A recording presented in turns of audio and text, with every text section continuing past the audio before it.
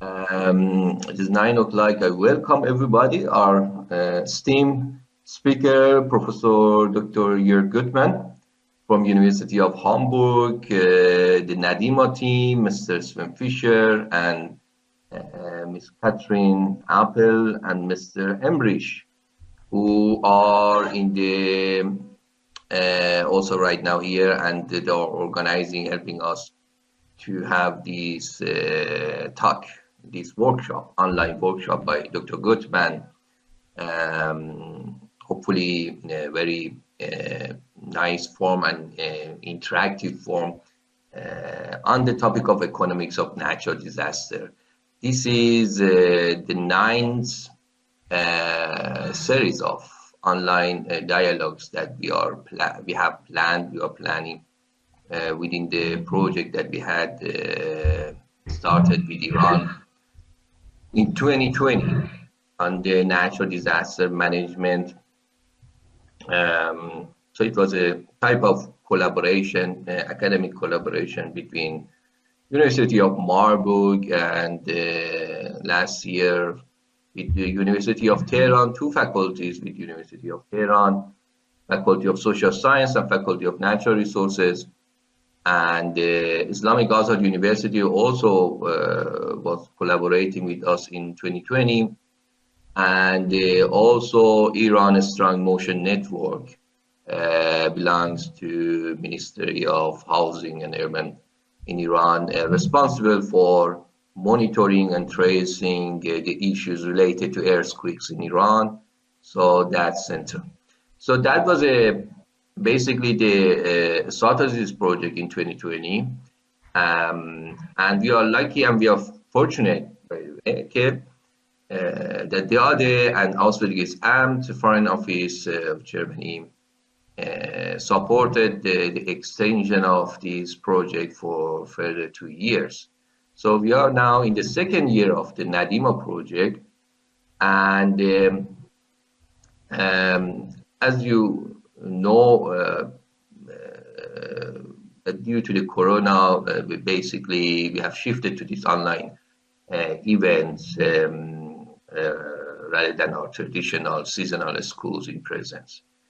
And this year we also continue our monthly events, but a bit different. In a way, we focus more on applied workshops, more extended workshops that to teach the methods and techniques and invite the experts in the field to train the researchers, the master PhD students who are interested in the topic of natural disasters with the available data sets, with the available methods to analyze variety of consequences of natural disaster on the economic system, on political system, on human rights and human development, and all these things. And the project is also interdisciplinary, so we have economics people from field of economics, from political science, from urban planning, and from engineering. So this is the good thing that we have. So our first workshop on the using variety of scenarios to analyze the disasters and to predict the situation, simulate the future, was last month. If some of you probably also participated in that workshop. So Dawood Ansari from Berlin also delivered that workshop, which we also have recorded that for those who did not participate. We are going to publish it in our YouTube channel and on website. And today, basically, we are very happy that our good colleague from University of Hamburg, Dr. Jörg Gutmann, which I know him from the past on other topics, but one of the fields of his research, which basically that was also the reason that we approached him, and he kindly also accepted our invitation, is about his works on the economics of natural disasters. Professor Gutmann, at the moment, University of Hamburg, and basically is in the field of behavioral economics, and his field of research is quite interdisciplinary between politics, between economics, politics, and institutions. The role of constitutions in the political economy is one of his sanctions. He has done a couple of projects on the topic of sanctions. And one of the projects, which is also fitting to the topic of our today workshop, is how these disasters have affected the human rights and the situation of the people in the society. So we thought that this basically is a good opportunity to invite somebody who is familiar with the literature and is familiar with the techniques and data sets to come to our NaDiMa dialogue, and also provide this opportunity for the participants from Iran, Germany. By the way, I forgot that in the second round of our project, which is extended, we have also a new partner, namely University of Cologne in Germany. Professor Alexander Fekete is our colleague over there. Beside the University of Freiburg, which Professor Tim Krieger is also a contact person over there. So we have two colleagues and universities in Germany which are also are with us in this NaDiMa project, and University of Tehran and Strong Motion Network from Iran. So we Islamic Azad University is not anymore in the project right now. So this is the case, and I'm very happy that we have this event today. The event will be recorded. I encourage all the participants to follow up the whole event, which is planned for 2 days, today and on the Wednesday, Monday and Wednesday. So it is a 2 days workshop. Of course, the more details will be given to you by Dr. Goodman on the agenda and the things and learn. But I guess the most way of using the content of this workshop and learn at the end and reach the learning goals is to follow up the discussion and involve in the defined tasks and deliver them and receive feedback on your works. So this is the way that we think at the end you can basically expect some benefits of that. We issue certificate from the NaDiMa project to those who basically participate in the entire event, in both days workshop. And also the students from University of Marburg can also plan this event in their key qualification module. I mean, the Economics and Institution Master Program and Economics of Middle East Master Program, or those who can import this key qualification from Faculty of Economics. So this is the overall story here. So with this brief introduction, I'm welcoming to all of you. I know some of you are from Iran and some are our students from Marburg.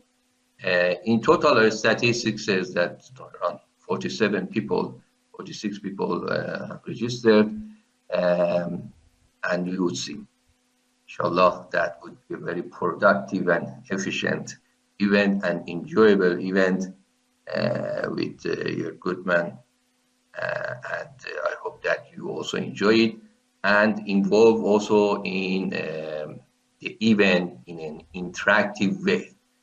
We know that in online form it is rather more complicated than the offline form, present form, but basically hope that you also involve and raise your question if something is not clear, you need more clarification, write in the chat, and the team of NaDiMa, as I said, are also here to provide assistance.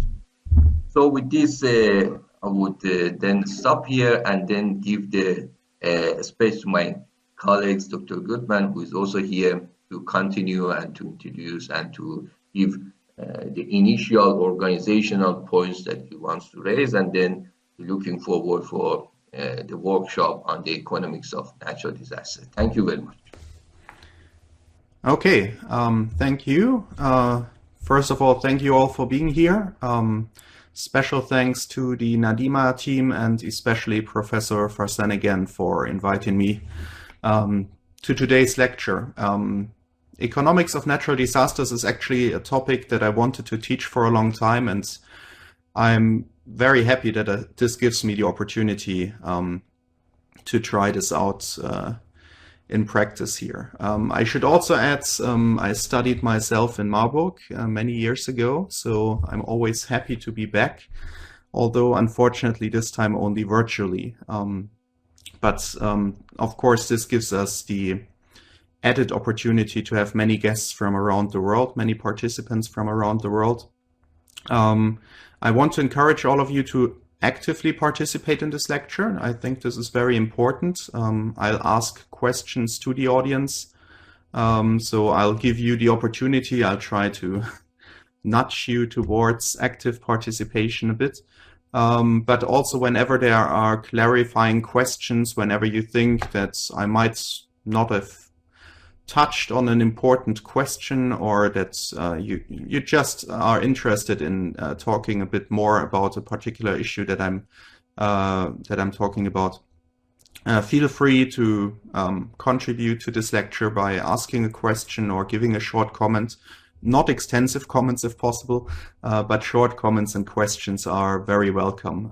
I should also add on the technical side, it seems that the video audio might be a bit slow. This means just we shouldn't be too interactive. So we will always try to make sure that everyone finishes their sentences and not to interrupt each other unnecessarily. Otherwise, this might become a bit tiresome.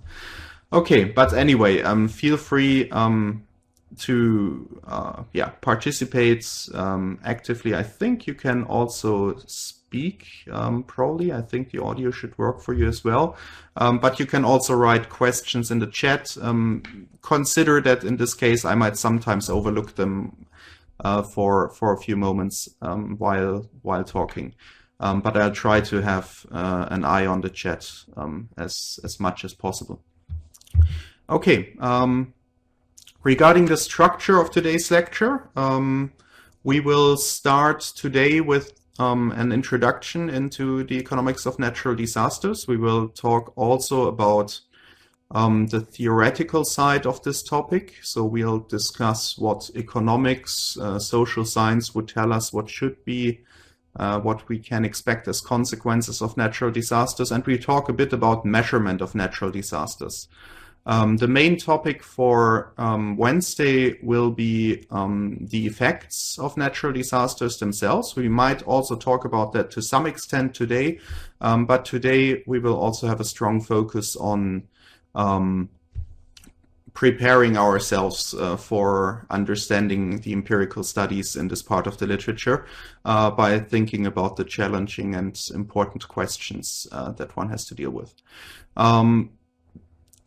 Aside from me talking a lot, I hope there will be a lot of discussion, but there will also be student presentations or participant presentations. This is the idea for our participant exercise, is that on the virtual second day, so not the second day of the lecture, but tomorrow, you should try to form in teams. We will form teams today, but you should try to meet in teams and work on a short empirical exercise. And the plan is that you will then present the results of this exercise on Wednesday. So we will start on Wednesday with presentations by the participants. And these presentations should be prepared tomorrow. We will talk today a bit more about what these presentations entail and what the goal will be. But I think right now, since participants continuously are joining and leaving, we might still wait for a while before we enter these organizational questions. So my suggestion would be that maybe around 10:30 we will, so in a little more than an hour, when hopefully everything has settled in, we will form groups, and I'll talk a bit about what the exercise for the presentation is. And after that, we'll have a break and then continue until the lunch break. So we'll talk now for a little more than an hour, and then we will have a short session on allocating teams and allocating exercises, and I'll explain what the exercise for the teams at home will be. Okay, so we'll start with our introduction.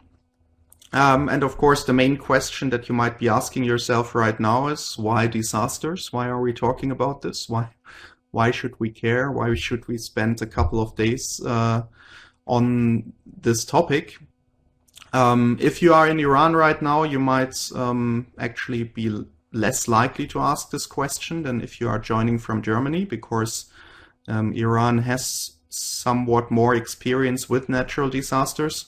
But even if you come from an area of a country that is exposed to natural disasters, it's quite amazing if you look at the numbers what natural disasters mean to humankind and to our societies and economies. So disasters are a major threat, a major challenge to our societies, to our political and economic systems. If you want to quantify damages from disasters monetarily, there has been an estimate that the damage between 1980 and 2004, so over a period of 25 years, was roughly $1 trillion, which is an enormous amount. And maybe more visual is the human toll that disasters take, where it has been estimated that around 5 billion people, so that's 5 million times 1,000, 5 billion, were cumulatively affected.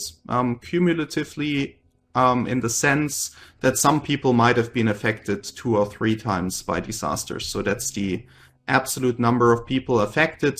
But some people might be, you could say, double counted if they were affected by more than one disaster. And the number of disasters was around 7,000 causing this harm.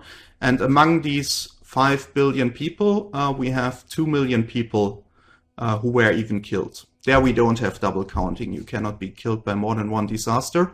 But if you think about it, this is still quite an enormous number, 2 million people being killed by natural disasters over this time period. And you see that therefore this is a major challenge for policymakers since it's causing enormous economic damages, but also enormous human suffering.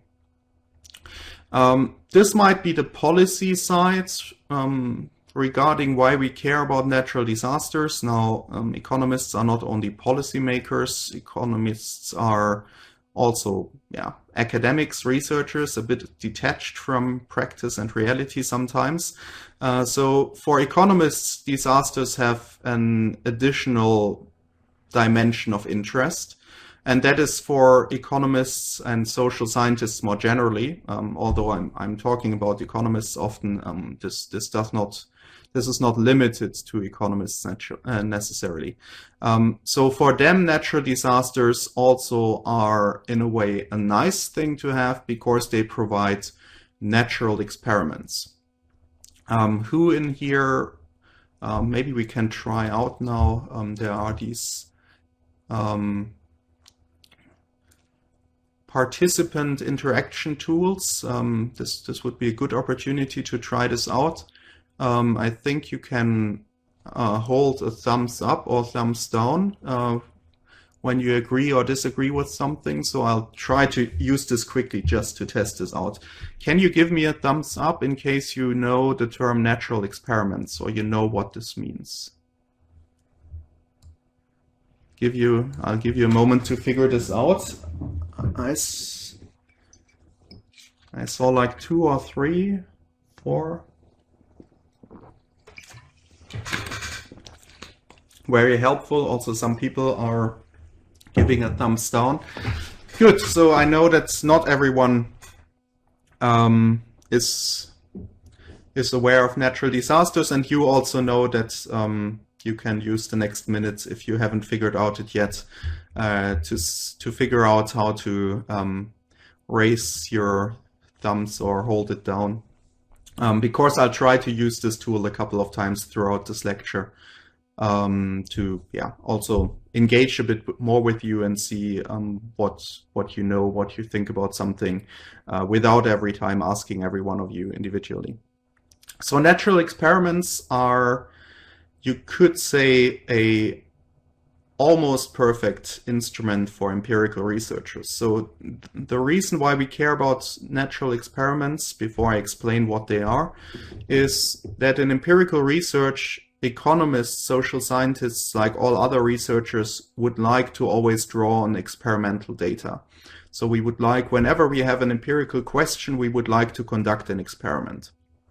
So if we would like to know whether sanctions are harmful to an economy, we would like to do an experiment. So we would take one city and put sanctions on that city, and then we have another city as a control group, which is comparable, and we don't impose sanctions on that city.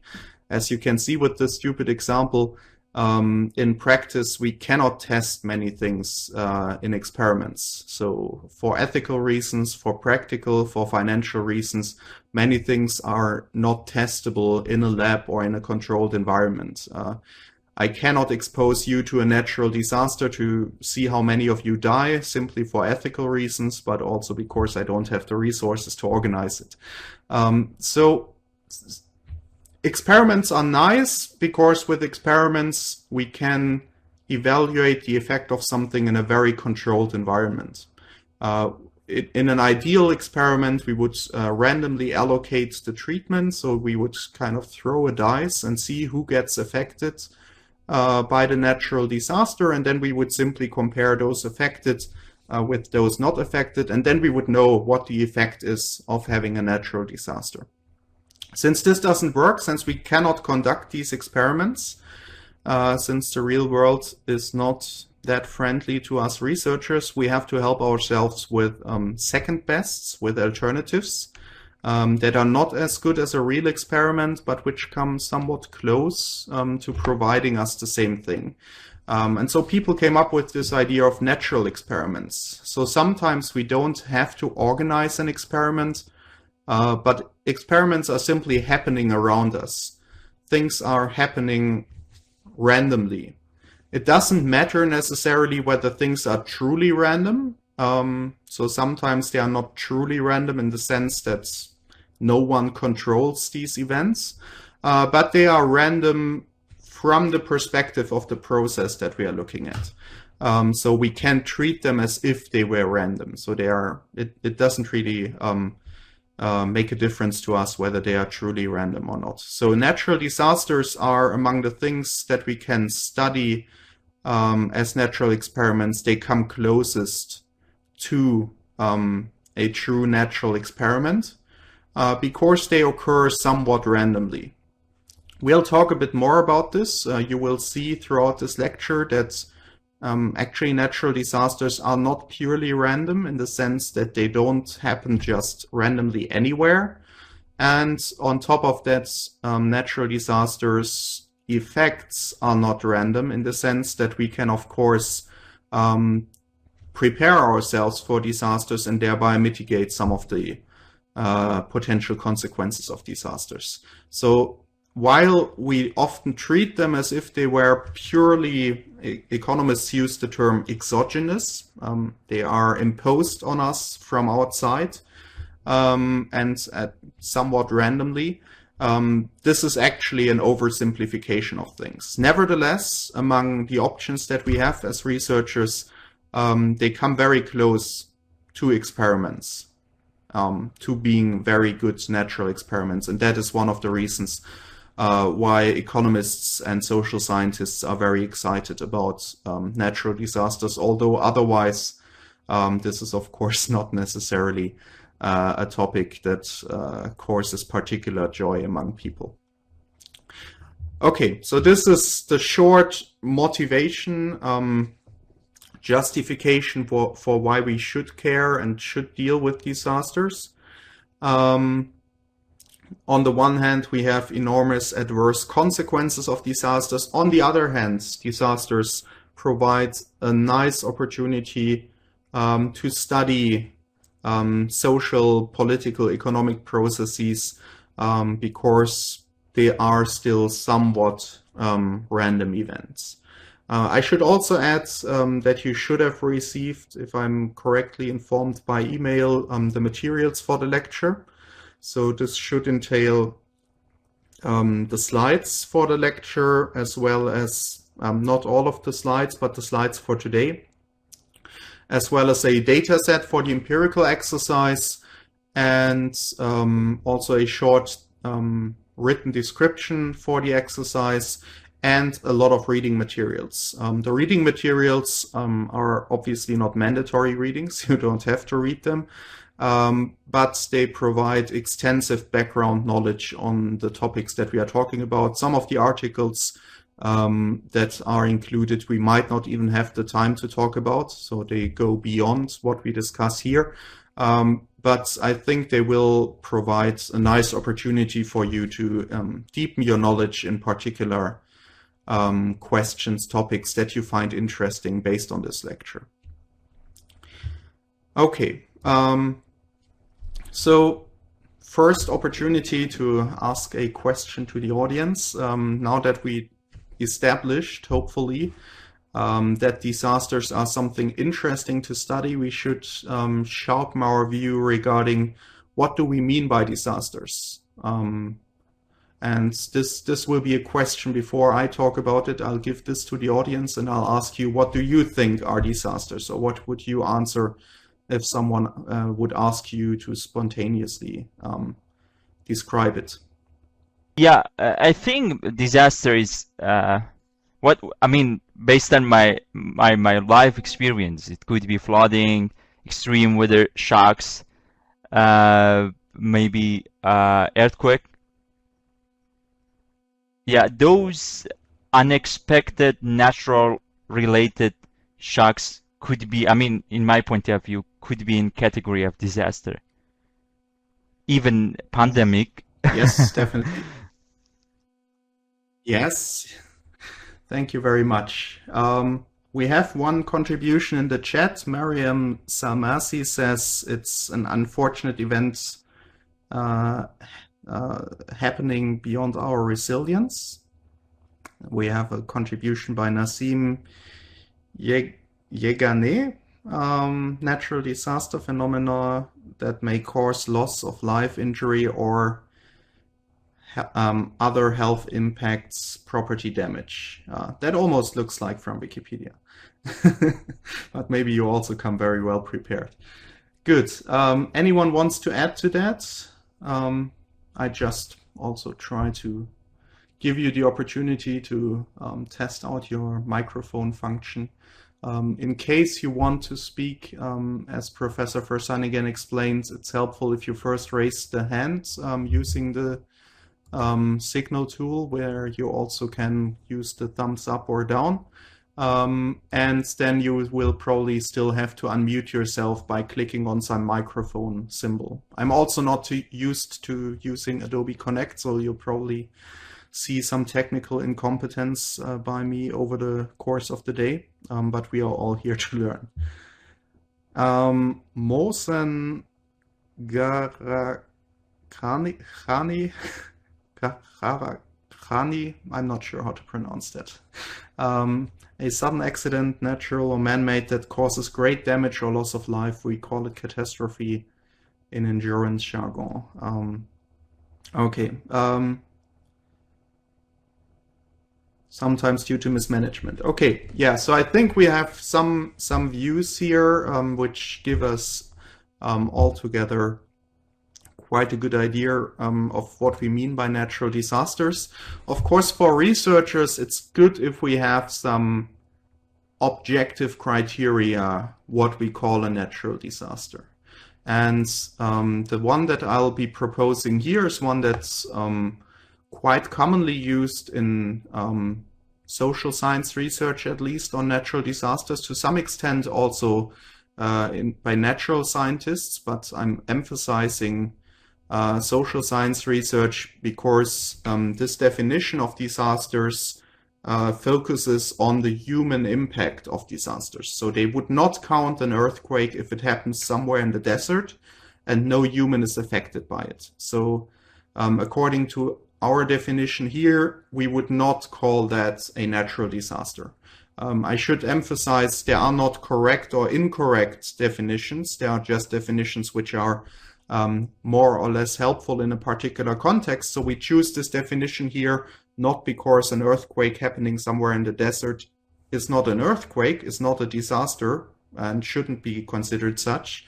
But it's not relevant to consider it a disaster for the purposes of this lecture, because in this lecture we are interested in the economics of disasters. And in the economics of disasters, we care about how disasters affect us as human beings, as societies. And for that, there has to be some interaction between the disaster and people. So just a meteor striking somewhere and no one's around to see it, we don't consider that a disaster.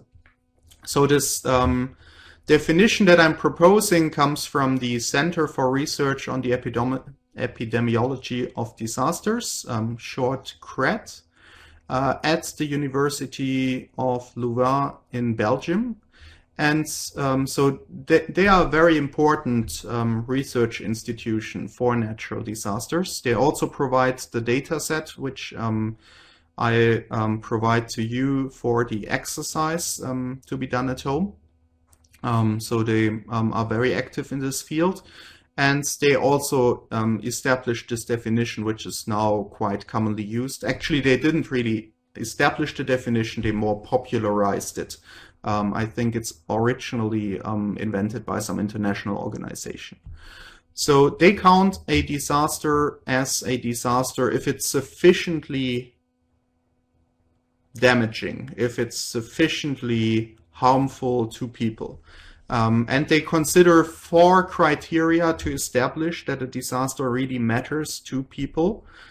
First of all, it's sufficiently harmful if at least 10 people were killed. So 10 people die as a consequence of the disaster.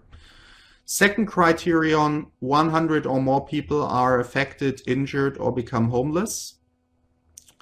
Then we have a declaration by the country of a state of emergency as a consequence of that disaster. So not every year in which a state of emergency is declared, you automatically have a natural disaster. You might declare a state of emergency for other reasons, because of a terror attack, because of a financial crisis, because of man-made disasters, so to say. But here we are, of course, only interested in states of emergency that are declared due to a natural event. And finally, an appeal for international assistance. So some countries might not actually declare a state of emergency. They might not even have that as an option in their constitution or in their legal framework. But nevertheless, they might appeal to the international community that they need assistance to rebuild and mitigate the consequences of the disaster.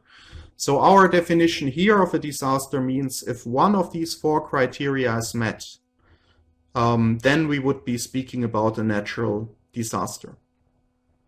There are also non-natural disasters. There are technological disasters. We'll also briefly talk about those, but we'll not really focus on those in this lecture because technological disasters are of a quite different nature. The preventive measures we need to deal with them and the mitigation that we need to deal with their consequences is quite different from natural disasters.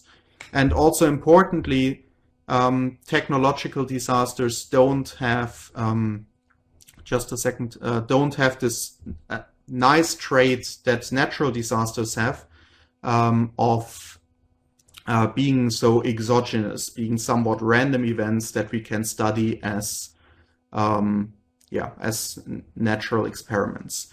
So there is a question. Yes, Jörg.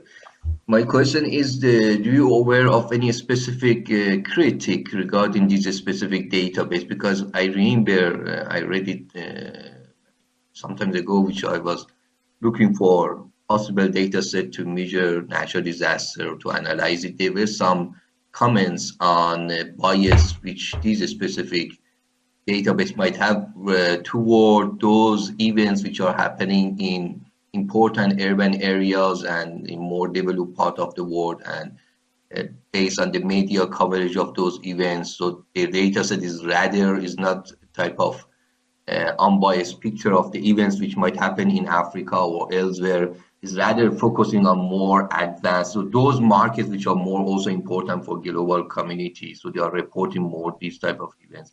And for this reason, it seems that at least for robustness checks in the empirical part, the people also try to find out whether the results are quite sensitive to relying on only these databases. I'm not sure if you also have heard about these critics and whether you can also comment. Yeah, very good comment, and actually something that we will be talking about in this lecture.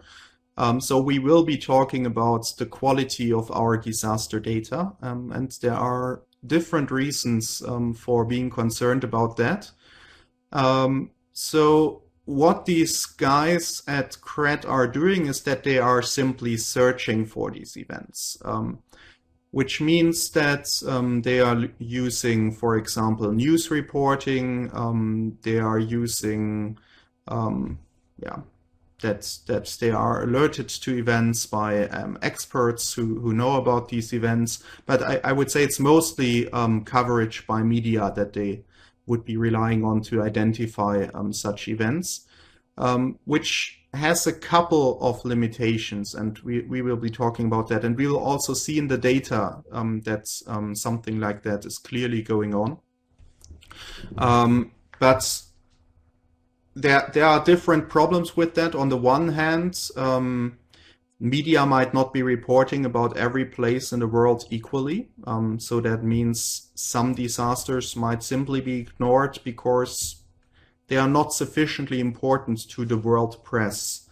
And to some extent, this can be mitigated. So if with increasing availability of automatic translation tools, AI-based text analysis and translation, and also digitalization of not so mainstream media, not necessarily only international newspapers, we can over time somewhat fill up these gaps. So if there are events happening in some country in sub-Saharan Africa, and these events are not reported on internationally, then maybe they don't show up in these big disaster databases, but they are still recorded somewhere. So at a later stage, when the newspapers which do report on this might become digitalized and might become translated automatically to English, then we could over time start filling up some of these gaps. So this is information which might be missing in our data set right now,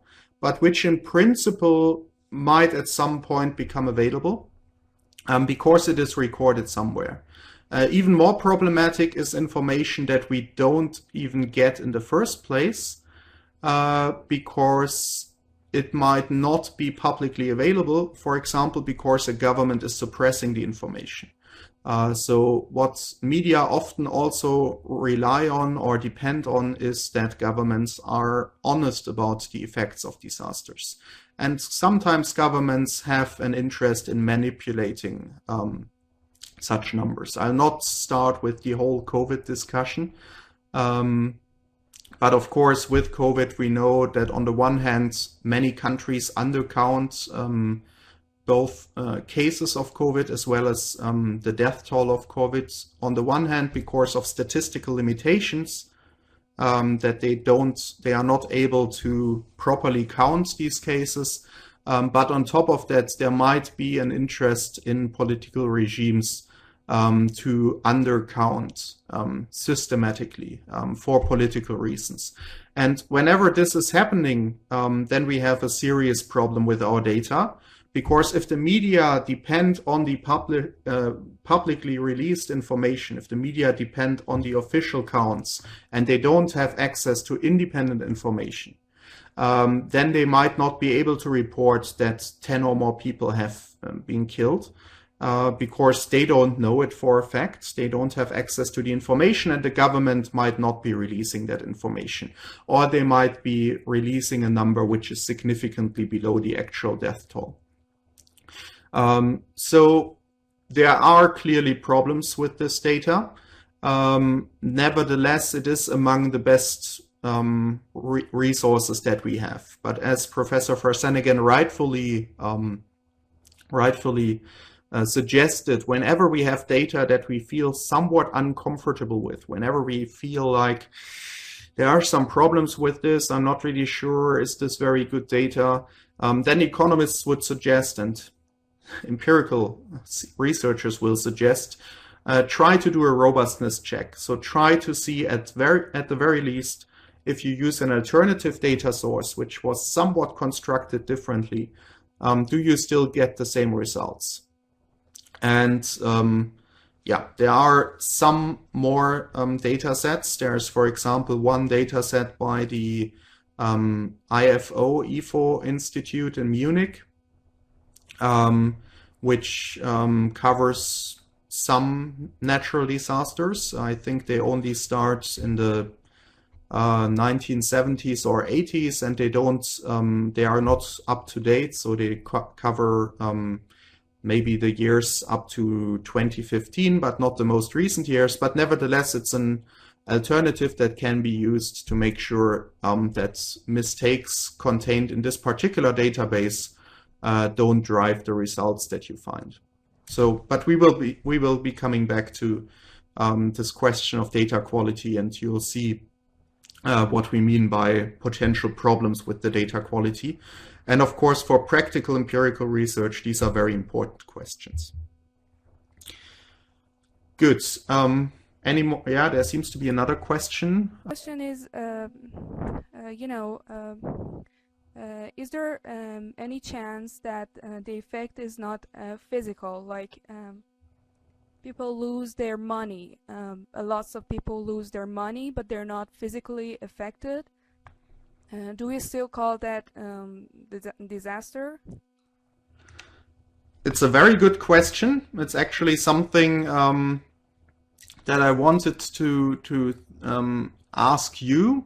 So you have anticipated a question of mine, because before we talked about the enormous monetary consequences of disasters. So why now do we not consider that as a criterion? As you suggested, why do we not say if so and so many $1 million are destroyed, shouldn't that automatically count as a disaster? So there might be, for example, a storm. The storm was anticipated due to good work of meteorologists, and so people got evacuated, they went into safety, they all stayed unharmed physically, but hundreds of houses were destroyed. Is that not a natural disaster? Does that not affect people and societies? So why do you think, what could be a reason why we do not include that in this definition here? Or why do you think these people at CREDS did not include this information? Okay, one suggestion by Mariam is that if lots of money is lost, it's a disaster, but not a natural disaster. I wouldn't say that. I mean, again, there is not right or wrong definitions, but in my understanding, it would still be a natural disaster in the sense that the event causing it is a natural phenomenon. And as we will see, all of these effects that we observe here are not purely natural in the sense that they don't have to do with what people are doing. So it's always an interaction between people and their natural environment, which leads to the disaster, which makes the disaster possible. So it's never really purely natural in the sense that people's actions, decisions are not involved in that. But there is a more practical problem with including money as a criterion. And yeah, you might, yeah, there is a comment. Yeah, but one of these conditions that we do see in this slide to classify whether we have a disaster is an appeal for international assistance. Yeah. Right? I mean, if there is a significant damage on infrastructure of a country, utilities, electricity, even if there is no major human cause for that, and the country is in really bad financial situation, the government, they can still not apply for international assistance, aid from international organizations, IMF, World Bank, and that qualify that even that case as a part of this definition, I suppose, because you said if one of these conditions are met, then we are classifying that as a disaster. Number of people died or injured, declaration by country state of emergency, and appeal for international assistance. So one can, I suppose, if it is only a financial story, it matched to this definition. I don't see a contradiction based on this. Exactly. So this was a classical spoiler, but thank you very much for the comment. So this is already kind of providing the solution to the problem, or the second best solution, you could say, to the problem that we have with the monetary quantification. But the practical reason, or the real reason why we don't use monetary terms as a criterion is simply availability of information. So what the center is trying to do is that they go back until 1900 and they are looking for natural disaster events. As we will be seeing, of course, recording quality over 100 years back is very different from what it is nowadays. Media coverage is very different. The availability of information to the media is very different nowadays. Access to published reports is very different, and the translation of such reports to English is very different, and so on. So all of that obviously plays a role. But moreover, in earlier times, people simply did not quantify damages from disasters. I think this is a more recent development, and if you ask me to speculate, I think this is largely driven by, on the one hand, of course, appeals for international assistance. When you are asking for international assistance, it's always helpful to say, this is the monetary amount that we lost, please help us rebuild that.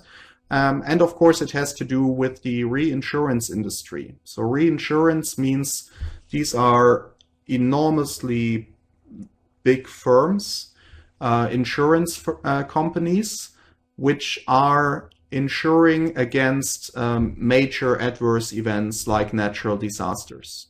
And these reinsurance firms, they have an enormous interest in understanding and studying these events because they provide a service that is directly linked to the occurrence of natural disasters. We'll not get into the topic of why you need reinsurance firms and what their, you could say, macroeconomic advantages.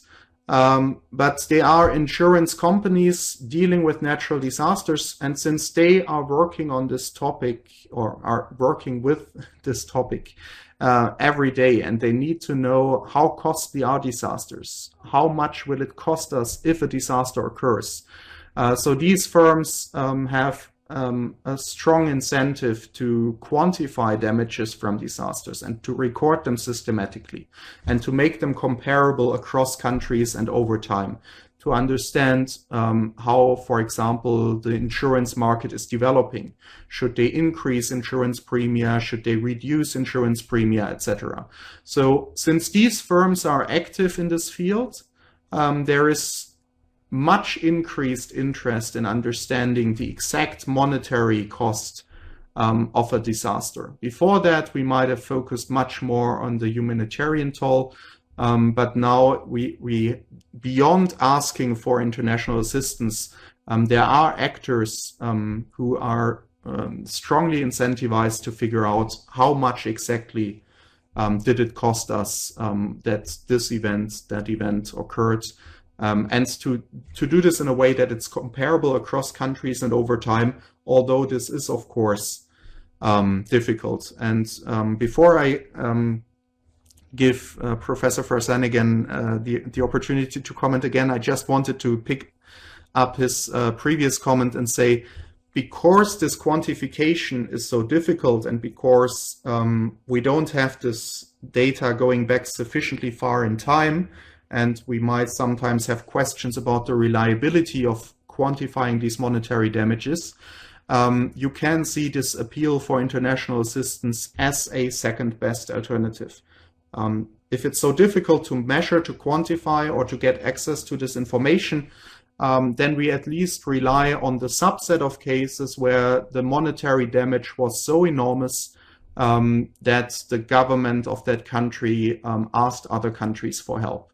It's not exactly the same thing, but it's at least somewhat replacing the monetary category as a criterion. And let me give the microphone back to you.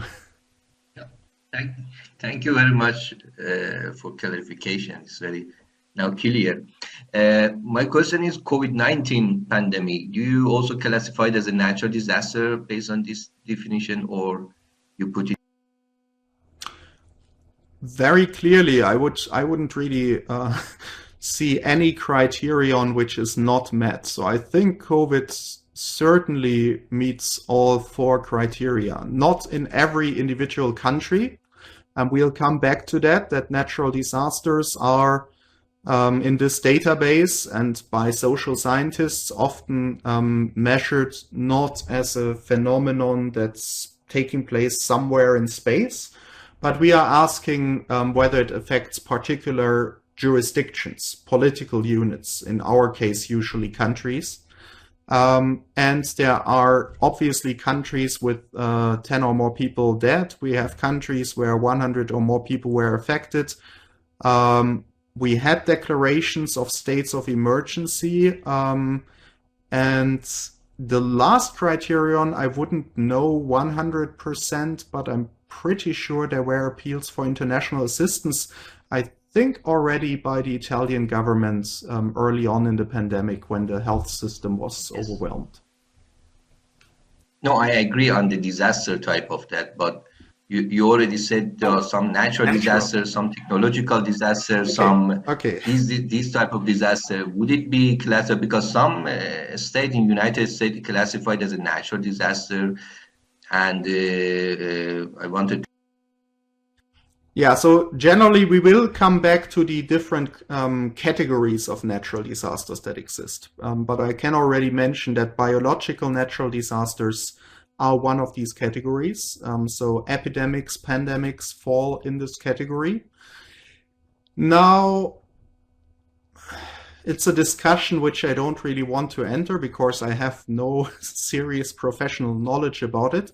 But some people might argue that there is potential reason for concern that this might not be a purely natural event, in the sense that some people have speculated, and I'm not sure how serious we can take this, but some people have speculated that this might not have been a natural event, but it might have been something created somewhere in a lab.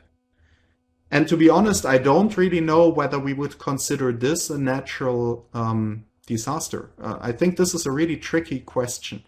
This doesn't really happen with any of the other disaster events, so we cannot create, or at least given our technology today, we cannot create storms in the lab, we cannot create earthquakes in the lab, but we can create viruses, or we can at least, we can create viruses. We can also collect viruses, and we can accidentally or intentionally release viruses.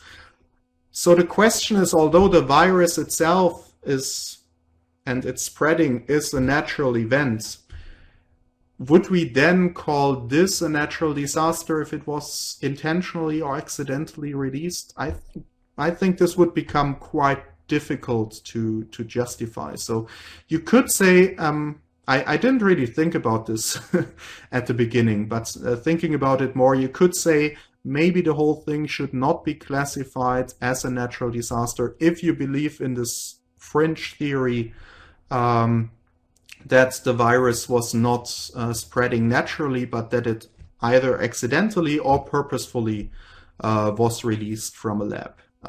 So in that sense, you see there are always gray areas. There is some ambiguity in our definitions. But I think it's, especially in these cases, it's interesting to think about them and to figure out what exactly would be a disaster and what wouldn't be. Okay, I don't see any more questions right now. So another open question to the audience would be, what type of disasters do you think there are? How could we classify disasters? And I've already given you one answer category, so I've made life a bit easier for you. One category are biological disasters. So maybe for simplicity, you can just type in the chat a couple of suggestions. What would you think would be other categories in which we could classify disasters? Of course, the reason why we want to classify, I'll just continue talking a bit while giving you the opportunity to write, so don't get distracted. Yeah, natural versus man-made is the very broad category. I should have been a bit more specific. So if we move beyond natural versus man-made or technological, what would you see within the category of natural disasters as potential subcategories? How could we divide natural disasters up?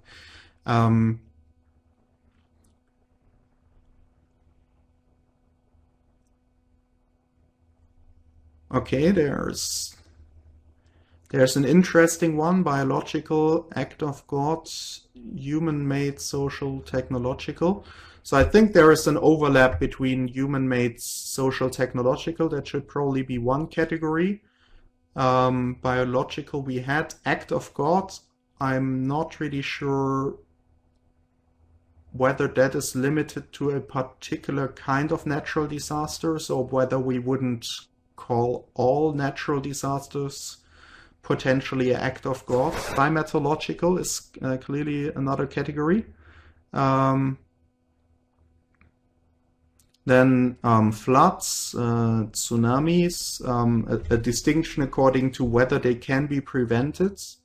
I don't think we can clearly say that a natural disaster can be per se prevented or not, but we can always mitigate the consequences up to a point where we make them pretty irrelevant. But since our definition of a natural disaster relies on there being a human impact, it doesn't make too much sense to speak about disasters where we prevented, mitigated in advance all the consequences, because then they don't become disasters in the first place. So you could say we only have a disaster when our preventive measure to some extent failed. And there is another hand raised by Professor Farsan again.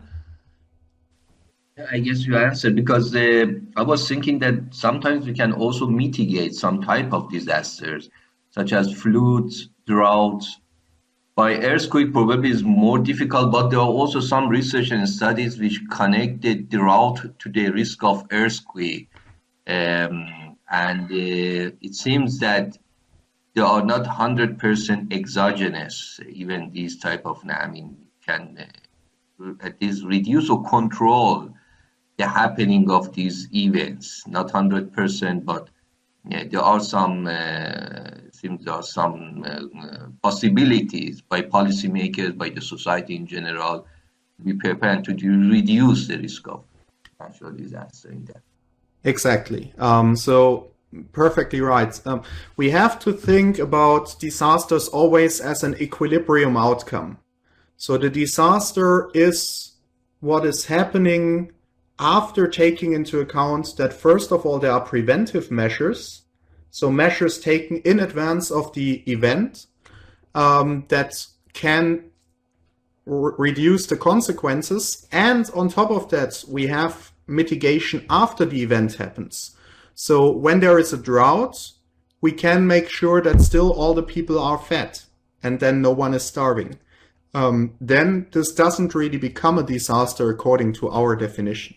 Also with an earthquake, if we build structures, if we build buildings that don't collapse, then there might be an earthquake in a geological, physical sense, but we would not call it a disaster because we might mitigate all of the human harm.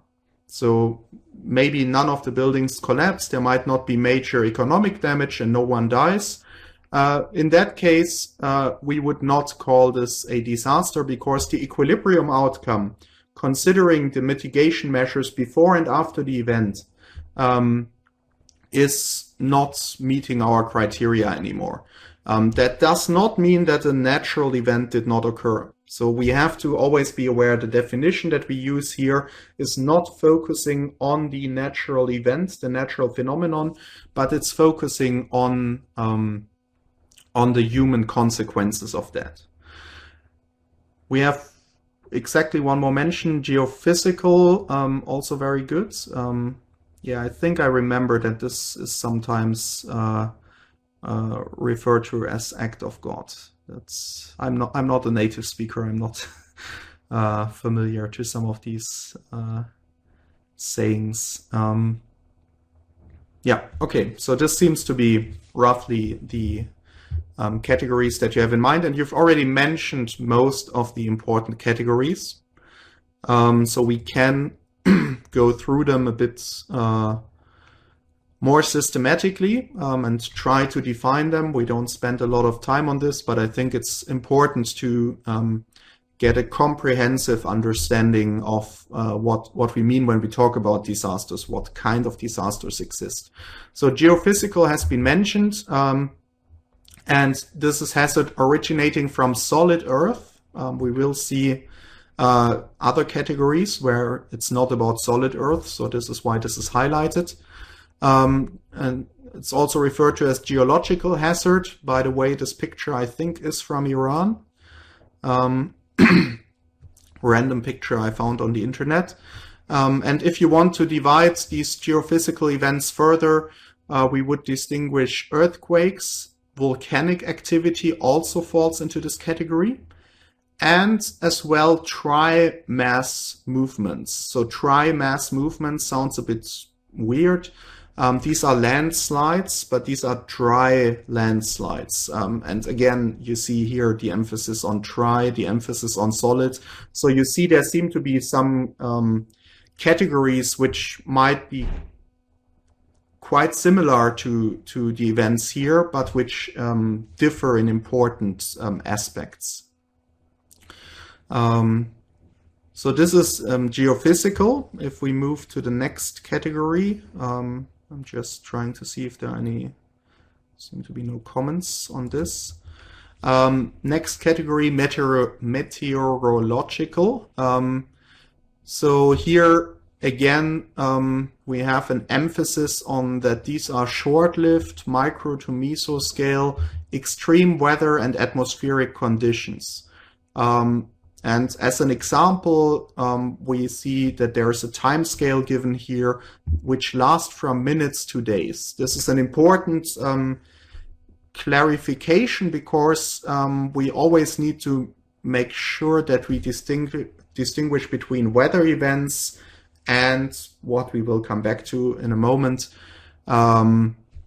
events that concern climate. So this is a very common confusion. That people are, for example, arguing we cannot really have climate change. Why is the Earth getting warmer, but I'm seeing snow outside? This doesn't really make sense. But the snow outside is weather. This is short term. Whereas climate refers to the long-term trends, to the averages, to the overall development. And the day-to-day weather is something that moves around this climate. So these are fluctuations that are following a broader trend. So the climate describes this overall trend, and the weather are the fluctuations around the climate. So these are short-lived events. You can see here tsunamis, storms of different kinds. What are they called? Doesn't matter. So these are one aspect of this, but also extreme temperatures. Simply, it's being particularly cold or particularly hot. If you look at Europe, the most severe natural disaster in Europe over the last decades was actually a heat wave. And many people might not have actually paid too much attention to this. I think this was not even 10 years ago, if I don't recall the exact year, but I would say in the around 2013 this might have been. We had an enormous heat wave in Europe. I mean, not enormous for sub-Saharan Africa conditions, but enormous for what people here are used to. And I think this led to many thousand, if not hundreds of thousands of deaths across Europe. Of course, these were mostly people that were sick, that were elderly. And of course, people here are not used to dealing with these kinds of temperatures. They might not have the buildings that shield against that sufficiently. They might not know the right preventive measures. They might not be drinking enough. They might exposing themselves too much to the sun because they don't take it seriously, etc. But nevertheless, you can see that this extreme weather event in Europe was more harmful than all the earthquakes and storms, etc., that we experienced for many decades together. So sometimes even something harmlessly looking or sounding like extreme temperatures can be incredibly costly, fatal in terms of human consequences. Yeah, I think sand and dust storms should also fall into this category. I think they would probably be just subsumed under storms. But if you then divide this up further, then sand and dust storms, I would think, should be in this category. And then fog is a particular category. I'm not really sure. Fog in itself is not that harmful, but of course fog facilitates then technological disasters, you could say. So I'm not an expert on fog-related incidents. I'm just clicking on this link. What does it say, the year?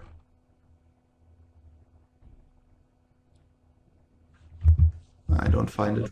Coverage of what happened heatwave in Europe and the for more information for those. Yeah. Okay.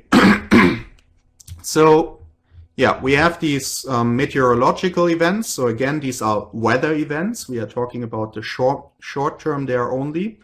And it's important to keep in mind these criteria, because sometimes we might be interested in events that, for example, happen very quickly, that one can hardly anticipate, and which are also difficult to mitigate the consequences of.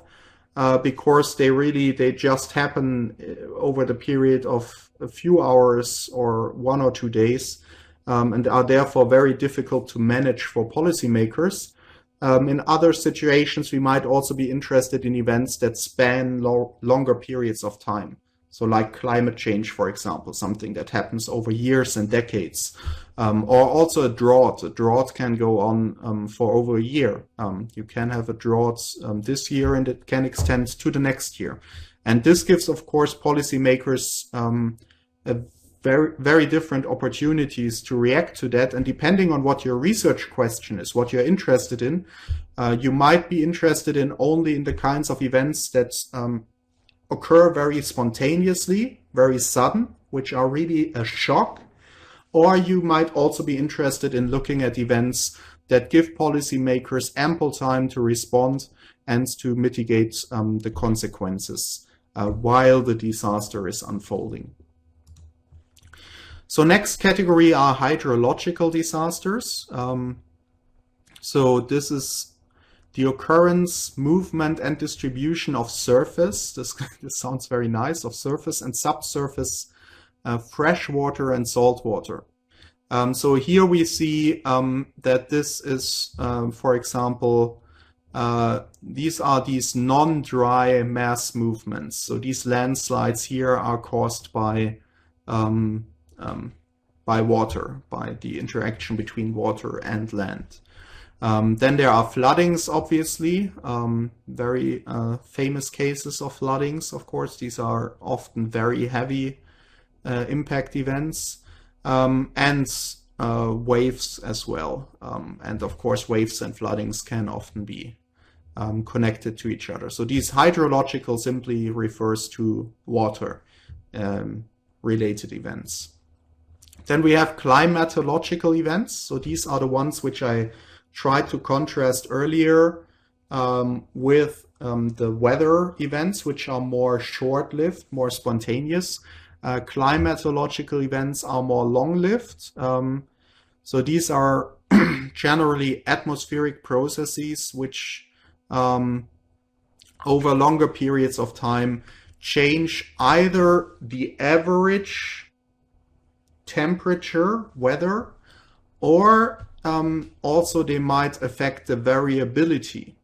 So this means the one problem with climate change is not only that the temperatures on average seem to be rising and are predicted to continue to rise, but climate change is also supposed to increase the variability of our climate, of our weather, which means that we don't just have increasing temperatures on average, but we might have more cold temperatures in a year and more hot temperatures, so more extreme temperatures, which of course causes many problems of adaptation for society. So what we see here is that the human impact of these disasters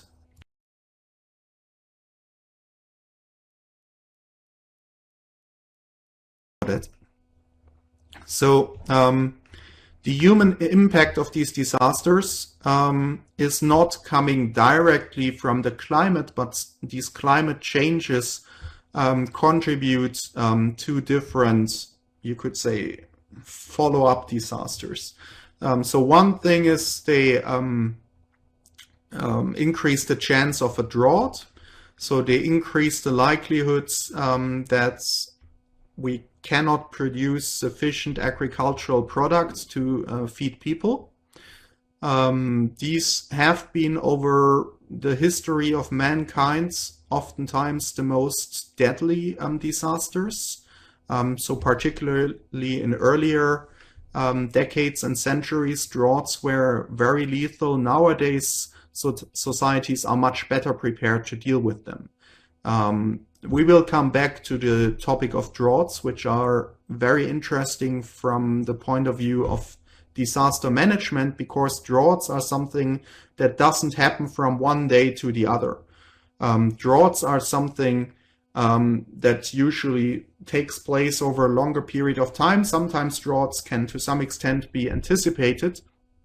And so policymakers can react to these droughts, and the intensity of the consequences of these droughts very much depends on how politicians react to them, and the tools that they have available, but also the incentives they face to deal with the consequences of the drought. Next category, this is simply, you can subsume this under melting glaciers, but one of the main adverse consequences of melting glaciers are these glacial lake outbursts. So when these lakes that are formed by glaciers melting, when they are outbursting, when they are flooding areas, because structures are collapsing, etc. And finally, wildfires. People often wouldn't subsume wildfires under climatological events. I think the reason why it's done here is that the number and the intensity of wildfires has increased so dramatically due to climate change. I'm not a natural scientist who can judge this, but this is what seems to be a consensus view among natural scientists, is that the enormous wildfires that you've seen, for example, in recent years in parts of the United States, but also in Australia, that these would not have happened on this scale, at least, if it were not for climate change. So they seem to be a disaster happening as a consequence of climatological change. Whereas the climate itself changing, again, to reiterate this point, is something that usually doesn't have a direct impact on us. It's more the changing climate facilitating the occurrence of other events like these here.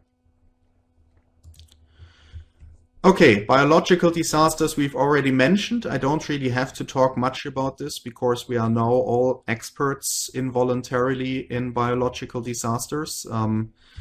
Epidemics are the main category that we now all have our own master's degree in experiencing.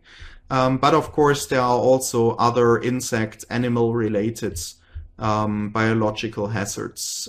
So if some sorts of insects are eating up all your agricultural production, that would also be a biological hazard. Or if there are insects, the tsetse fly, for example, or other insects which are transmitting diseases, things like that, would all count under biological disasters. So it's the exposure of the exposure to living organisms which are harmful to us, and which can have both monetary, economic, but also human consequences. And yeah, we've all seen ample evidence for that. Now we come to the more exotic kinds of disasters, the ones which are, I think, most commonly depicted in movies, extraterrestrial events. Everyone probably has seen movies starring Bruce Willis and other people fighting against asteroids, meteoroids, comets, what have you. So these are impact events or space weather events caused by objects either hitting or moving close by the Earth. It can also be, to some extent, I think, things that occur on the sun, on the surface of the sun. But yeah, I'm not really an expert on these space weather event questions. Okay, finally, and you've already mentioned that, so I don't really have to tell you, but of course, aside from the natural disasters which we are focusing on here, there are technological disasters, so man-made disasters, disasters caused by human technology. Here I can only give you some examples. So these can be transport accidents, like airplanes falling from the sky, poisoning and radiation. Classical example are, of course, nuclear accidents here. but also, for example, accidents happening while transporting nuclear waste, gas leaks, explosions, chemical and oil spills. So we are all very familiar with these. They are not, as I mentioned before, they are not at the center of this lecture because they don't have these nice characteristics of being exogenous, of being imposed on us from the outside. They are, human-driven, and that makes them much less suitable to be studied as natural experiments. With some of these events, you can make an exception. So if there is one very big, very major event happening, like a huge oil spill somewhere in the ocean, or a nuclear power plant exploding, these might be events which you can treat as somewhat random, but the majority of these events we would not treat as random events, and we therefore do not study them too much in the social sciences. So what you can see here on this slide is different categories. I should emphasize that these are not all types of natural disasters. So the title here in this table, which is from the original article, which is in the readings or reading materials that you have. So the title here is misleading because these are only geophysical and hydrometeorological events considered here. But these are more or less the most harmful ones. So these are the most important natural disasters, you could say. And it's interesting to look at the numbers here because they show us the differential impacts of these different kinds of natural disasters. So what we see here is, first of all, the name of the disaster type. We see how often these disasters occurred. We see how many people got killed in thousands, and we see how many people got affected in millions. Let me start by mentioning this caveat that I'm always a bit uncomfortable with this category of affected, because this is such a loosely used term. Affected is something that is usually defined differently for every one of these disasters. So if there is an earthquake, you might be affected by the earthquake if your home is destroyed. But if there is a drought, then they will use a completely different criterion for whether you are affected or not. So depending on how they define whom they count as affected, this might bias these numbers in favor or against some of these categories. So I just want you to be aware, whereas everyone can agree on what it means to be killed by a disaster, the definition of affected is a bit subjective. So we will come back to this question later on when we talk about measurement of disasters.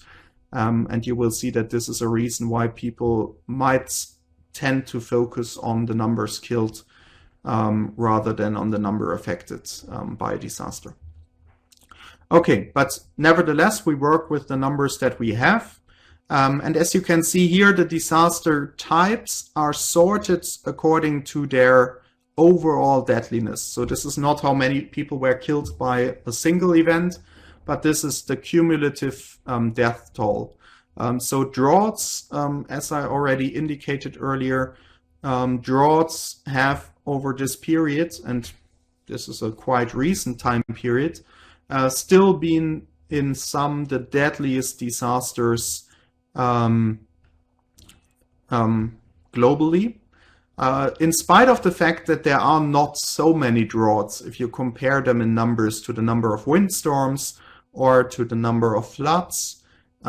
So droughts, if they occur, they are extremely deadly, and they are large-scale events affecting very many people. And since droughts affect directly something that is essential to our survival, which is nutrition, they have quite extreme consequences here. They are not affecting the most people, but again, this category is to be taken with a grain of salt. It depends on how we define effect. But the most the category affecting most people, according to this count here, would be floods, because floods occur in very many different locations. But it could also simply mean that the criterion, the thresholds that we set for floods to affect someone might be low. And that might be a reason why many people are affected by them. Because if we look at the deadliness of floods, floods are not extremely deadly. Whether we can say that the man-made and climatological disasters have greater economic costs is a question in the chat. This really depends on, first of all, what you compare them to. Greater than all the others, I'm not really sure. Greater than some other categories, certainly. I think we might see numbers on that on later slides. So man-made disasters are not always very costly. I mean, one plane falling from the sky is quite costly. A bus crashing into a wall is not that costly. So they are quite heterogeneous. A nuclear power plant exploding is extremely costly, I can tell you. But it really depends on what kinds of disasters we are talking about. The average man-made disaster I don't think is very costly. I think the average is quite cheap, but you might have the very unlikely, the very rare man-made disaster, which then is extremely costly. I don't recall, spontaneously, I don't recall a comparison of these numbers between man-made and natural, but my intuition would be that natural disasters are more costly. Climate disasters, whether they are very costly, is something that we will probably see in the future, unfortunately. From our predictions, they will be very costly. But most of the effect is still in the future. So the thing with these climate disasters is that we get a taste for what it will be like right now, but it's like driving towards an iceberg. You have an idea what's coming, but most of it you will only experience once you're there. So the costs might be quite enormous, but I think this is all based on predictions. This is not the kind of costs that we are comparing it to, because the other costs, they are costs in the past. Whereas the costs regarding climate change, they are costs in the future. So I'm not sure to what extent we should compare them directly. But you are perfectly right that from our predictions, climatological disasters will be very, very costly in the future. But I don't think this is limited to economic costs. I think there will also be enormous humanitarian consequences, as it will be very difficult to shield the populations of poor and of very heavily populated countries from the impact of these disasters. This will be very costly, and we will see to what extent people are willing and able to mitigate these effects. Yeah. No, thank you for the question. Okay. Yeah, so what this table is simply supposed to tell you is that the occurrence, the frequency of the occurrence of these events is very different. Waves, as a very rare event, might over 25 years occur not even 30 times, so roughly once per year, whereas floodings occur many times per year. Over 25 years, more than 2,000 times. The frequency of the events, however, does not directly translate to a higher number of casualties, whereas floods are very common. They are somewhere in the middle range of deadliness, you could say. again, deadliness in total, not per event. The individual flood is not very deadly, because there are many floods which are not very deadly. And then there are individual floods, outliers, which are quite deadly. But floods affect many people, again, with some grain of salt, this criterion. We see, for example, events like wildfires, which are quite costly economically and very costly to our environment. They tend to be not very costly in terms of the number of people killed, because from a wildfire, usually you can flee. So it's unfortunate. You might be caught in the fire. If you're a firefighter, you might move towards the fire to fight it, but in rare events, not so rare, but sufficiently rare events, you might then be caught in the fire. But usually people can evacuate them because you see them coming, or you can anticipate when they might occur and you can prepare yourself. You always might have your car ready to leave in case you are living in an area that is threatened by wildfires, etc. So we see that the death toll from these is not as enormous, but the consequences for the environment, the consequences also economically are quite substantial, and they are growing. Yes, Professor Farsen again. Thanks, Jörg, for explanation here. In this table, we do not see the type of biological disaster. We discuss whether they are natural disaster or not, or they are in between. But there are good reason also to think about there could be also natural disaster. But in this specific table, there is no sign of reference to them. Is it excluded, or they are not that much? I mean, they are excluded. So the table does only look at geophysical and hydrometeorological events. So the biological events are simply excluded here. If you would include biological events, you would probably have something like, I'm not sure if malaria would be counted, strictly speaking. Probably it would be. But Ebola outbreaks and things like that, these would be, of course, deadlier. Yeah, you are right. I missed these geophysical hydro things events. I missed that point. But, yeah. Yeah, if it is limited to that, that is clearly. Yeah, but it is interesting to think about these biological events. Because I think usually the diseases would not have been the most deadly ones. So I'm pretty sure that infestation with insects, for example, might have had much more adverse consequences because it affected so many people, particularly in less developed countries. That are more agricultural and destroying their livelihoods and destroying their food.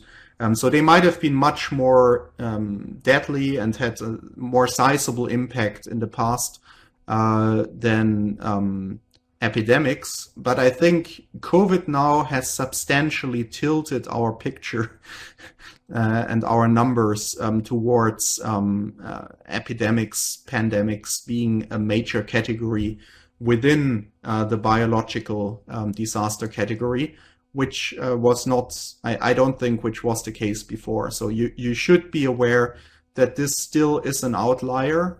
So we don't really know how likely it is for this to happen again. Also, it is quite likely that now that we've experienced it, we will take more preventive measures against it. We will do more research. We will try to do more early recognition, early detection of these events. We will try to invest more into our health infrastructure, being able to deal with these events, more planning, etc. So the next such event that might occur might already be much less deadly. But it illustrates nicely a characteristic that we will be talking about a couple of times throughout this lecture, is the fact that disasters are particularly fatal when they come unexpected. So their randomness is what makes them problematic. If someone tells you there will be a wildfire, there will be a volcano outbreak next year, then there will not be many casualties because, of course, people can anticipate, they can react to this information. So the problem with disasters is their random, their unexpected occurrence, and people's inability to perfectly predict them and take mitigation measures against them. Otherwise, these casualty numbers here would be looking very differently if we were able to predict them properly. Good, then welcome back everyone. We left off here. Just as a short reminder, the idea of this table is simply to illustrate disasters vary in the frequency with which they occur, but they also vary in terms of their impact, and this might be a first indication that sometimes it might be a good idea to distinguish different types of disasters when we are studying their consequences, because they are very differently frequently and they have apparently quite different consequences. Okay, this is, I think, related to a question brought up earlier regarding the economic losses. So this is something that in the previous table was not covered. So I got separate information on that. This here is actually data, recent data from Munich Re. Munich Re is probably the biggest reinsurance company in the world, located in Munich.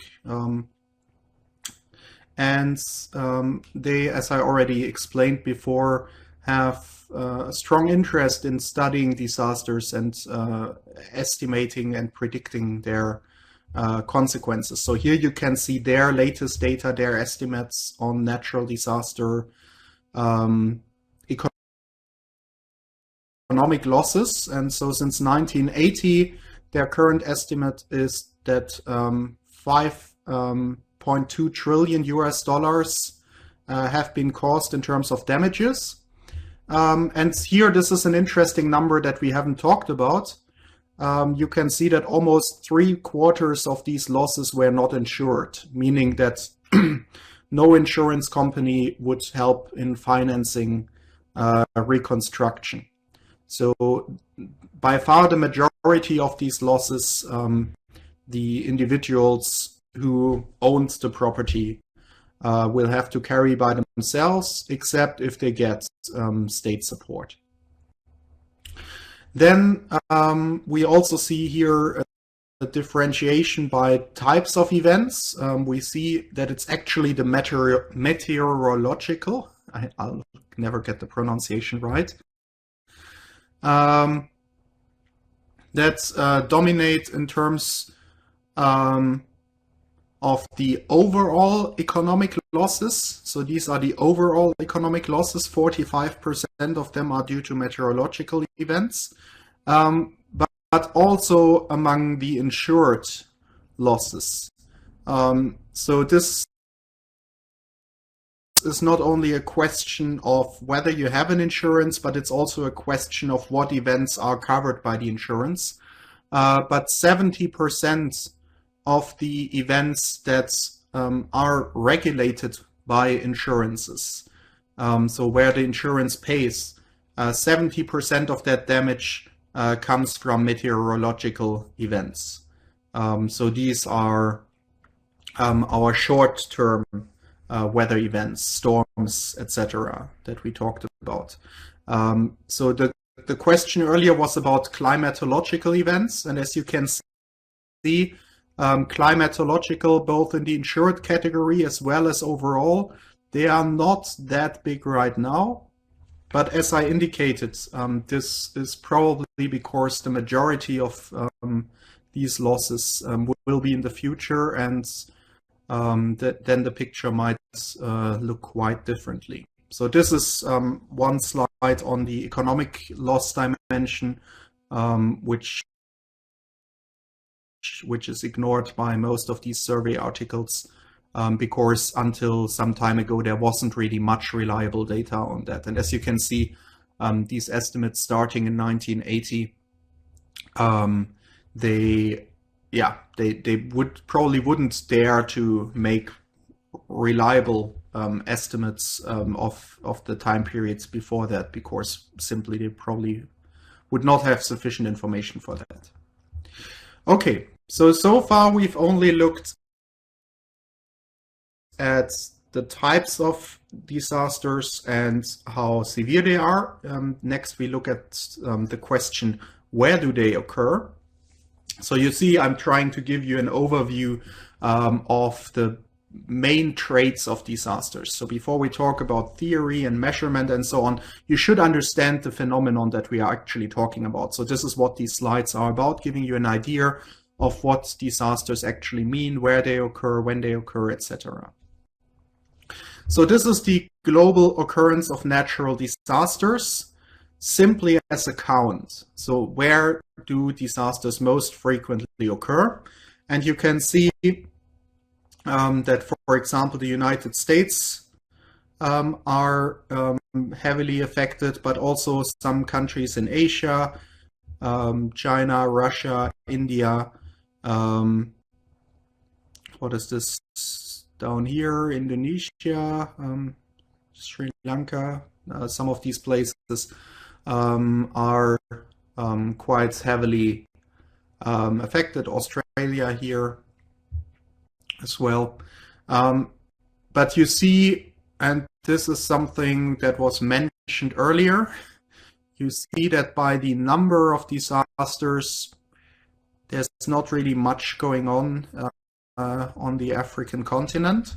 And you can speculate, by the way, we are talking about the time period 1900 to 2021, so to the present. If we were looking at a more recent time period, the picture might be somewhat different, but this is looking at the whole time period for which there is data, over 100 years. And so you can assume that either parts of the African continent where disasters occur might not have been sufficiently populated for them to hit sufficiently many people. But if you think about how many people live on the continent, I don't think that's a very convincing explanation for the almost absence of natural disasters on the continent. So we seem to see here also signs of significant underreporting on the African continent. So in many cases, we might not know how many people were affected, how many people were killed by disasters, or we might not even have heard that a disaster occurred because there were no media mentioning it. As I said, if you would be looking maybe only at the last 30, 40 years, this might have changed. So then I would assume that in the recent decades, reporting on the African continent should have much improved. But if you go sufficiently far back in time, then the data becomes extremely unreliable. Okay, so this is the number of events distributed across the globe. Now on this graph, you see the deaths, the total deaths for the same period of time. So I didn't change the period of time here. This is pretty much the aggregate of all the information on natural disasters that we have in this MDAT database, which is the database that you got for the exercise to carry out. By the way, I just remembered that, I'll do this at the end of the lecture. I still have to give the different groups dependent variables to work with, but we'll do that at the very end. I forgot about that. Okay, so what you can see here is, first of all, still parts of Asia, heavily populated parts of Asia, are very much affected. But you see, for example, the United States, although also around 400 million people population nowadays, are not very much affected by deaths. So this shows you two things. Deaths occur where there's population. So you need people exposed to disasters to have a death toll. But on top of that, you also see that there seems to be a difference between a country like the United States and a country like India or China. And this has to do, of course, with income per capita, giving you the means to shield yourself from the consequences of disasters. So if you can provide for better quality housing, if you put in place disaster mitigation measures, if you have technological systems that warn you against disasters and that warn the population against disasters, etc., then you then you can significantly reduce the impact.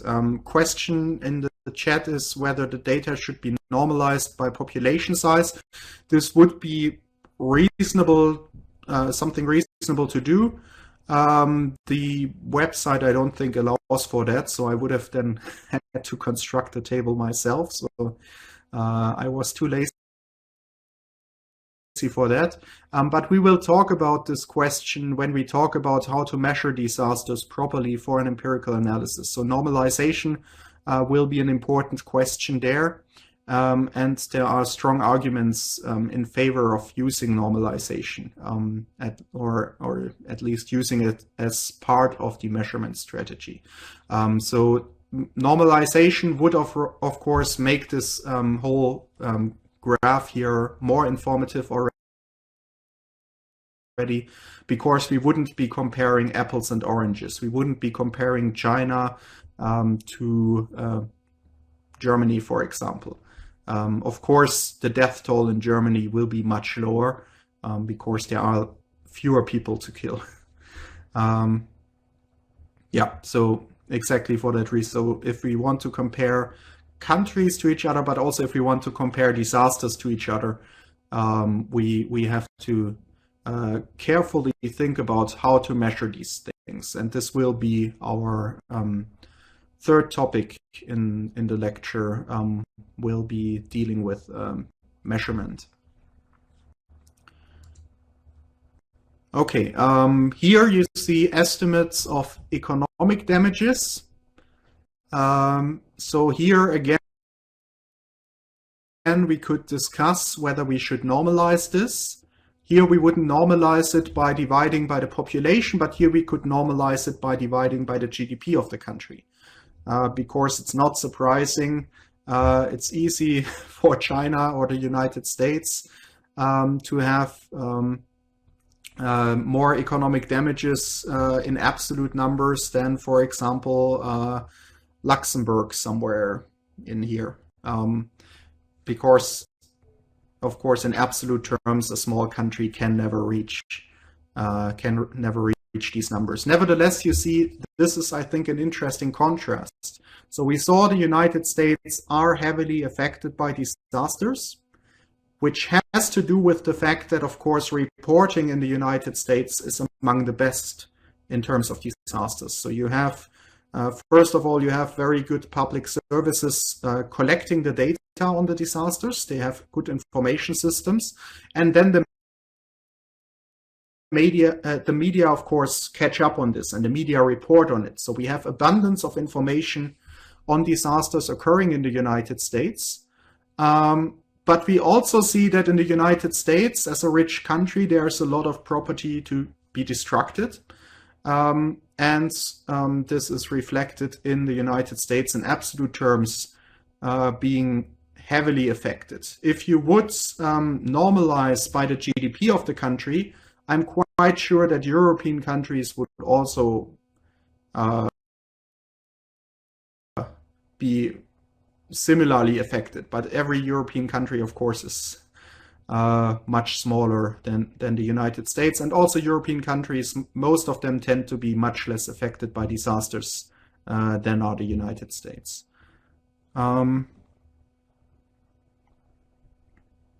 What's included in the cost, I think this is pure destroyed property. This is not any opportunity costs. So this is not foregone income due to the disaster. This does not count due to this disaster. So many people were not able to work properly or couldn't sell their products as they used to, etc. So this is not included because already just estimating the destroyed property, the damage from destroyed property is quite challenging because if you have 1,000 buildings that are destroyed, you first have to figure out, okay, how much worth is each of these buildings that have been destroyed? How do you attach a number to that? In some countries, you might have information that allows information publicly available that allows that to be done somewhat adequately. So we would know how much a house in London costs roughly, or how much a house in Hamburg costs roughly. In many other countries, statistical numbers on that would be more difficult to get at. And then, of course, there are other things that could be destroyed, like public infrastructure, where it's really difficult to quantify how much is the destruction if a road was partially destroyed. You pretty much can only figure that out once you rebuild it and see what it costs you. So all of that is already difficult enough. So the economic damages are usually focusing on these things. And you have to, of course, be aware that there are other economic damages that are not included in here, which is, of course, all the opportunity costs that come with the interruption of economic processes. Okay, so this was the economic cost. Here we see something similar in numeric terms, not as a graph, and also summarized over continents. And here you also have some standardization. So here we don't have the economic losses, but we have the people killed and the people affected. I'll say it one more time, being a bit careful with what it means to be affected. So what we see here in terms of the number of disasters is that Asia is by far the most affected, followed by the Americas. So that is both North and South America, the whole continent. Of course, in Oceania, given its smaller size, we see less disasters, but also in Europe and Africa. And again, keep in mind, this might have to do with underreporting as well. So in Europe, probably not so much, but in Africa, there might be considerable underreporting. Although at the same time, we might also expect some underreporting in Asia. So it's not clear whether the ratio between Africa and Asia is clearly wrong. But if you compare Africa, Asia to Americas and Europe, especially Europe, you would not expect too much underreporting.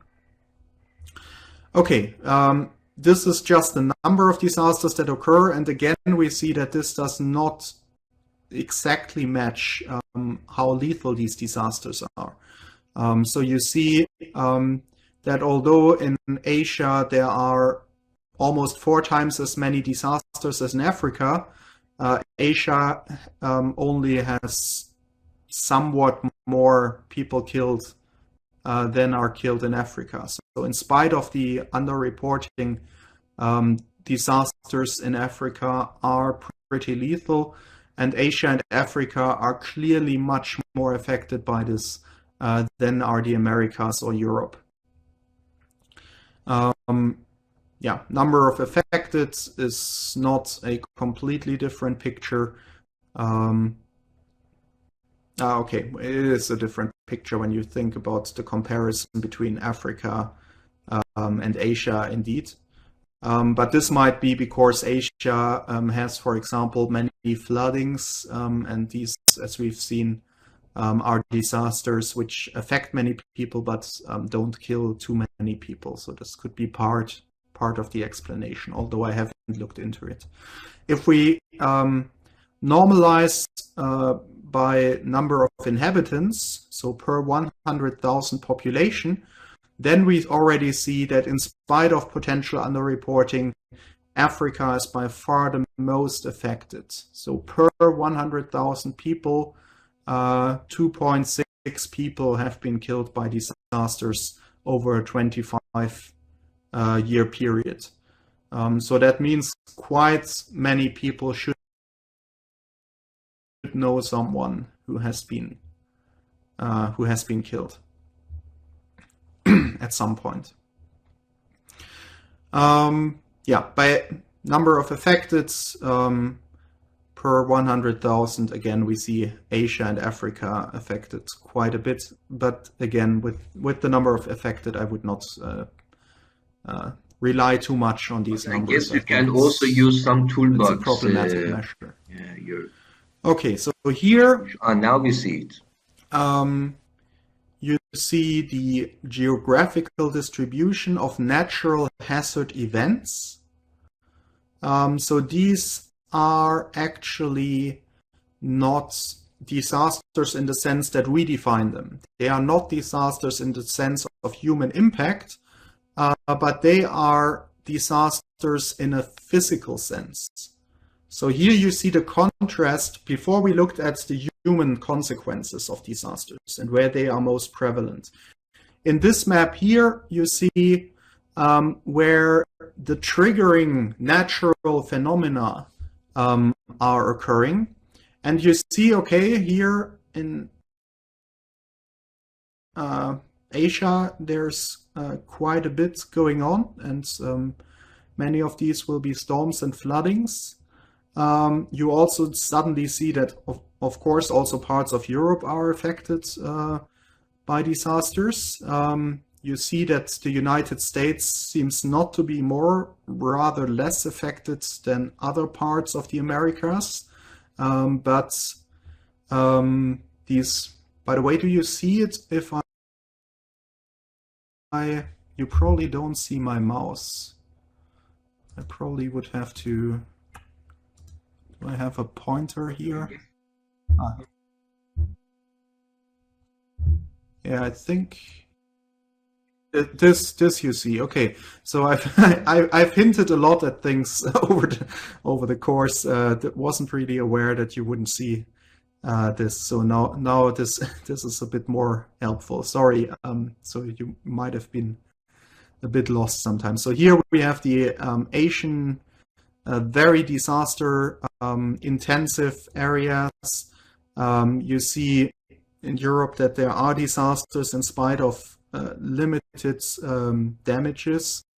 UK, for example, you see quite a bit, but also Southern Europe.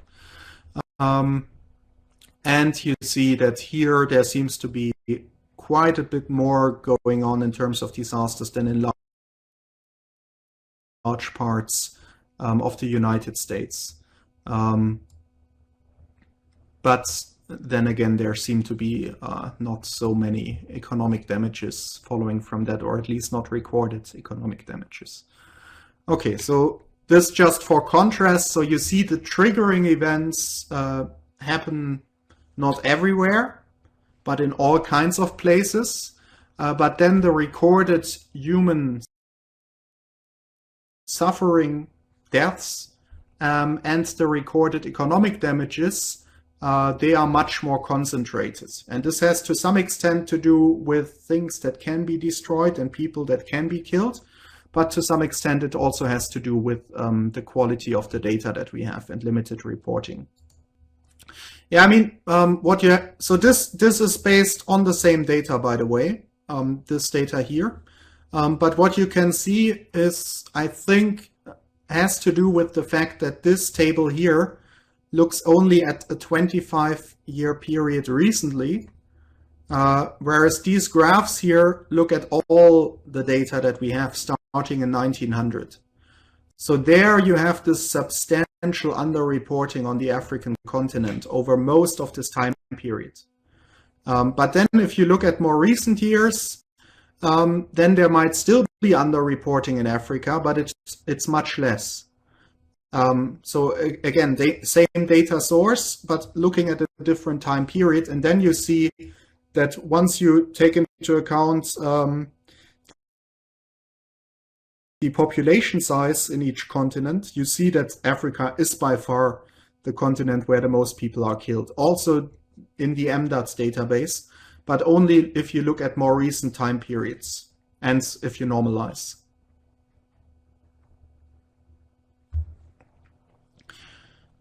So what you can take as a conclusion from that is that to some extent you shouldn't go back too far using this data for particular parts of the world or for particular research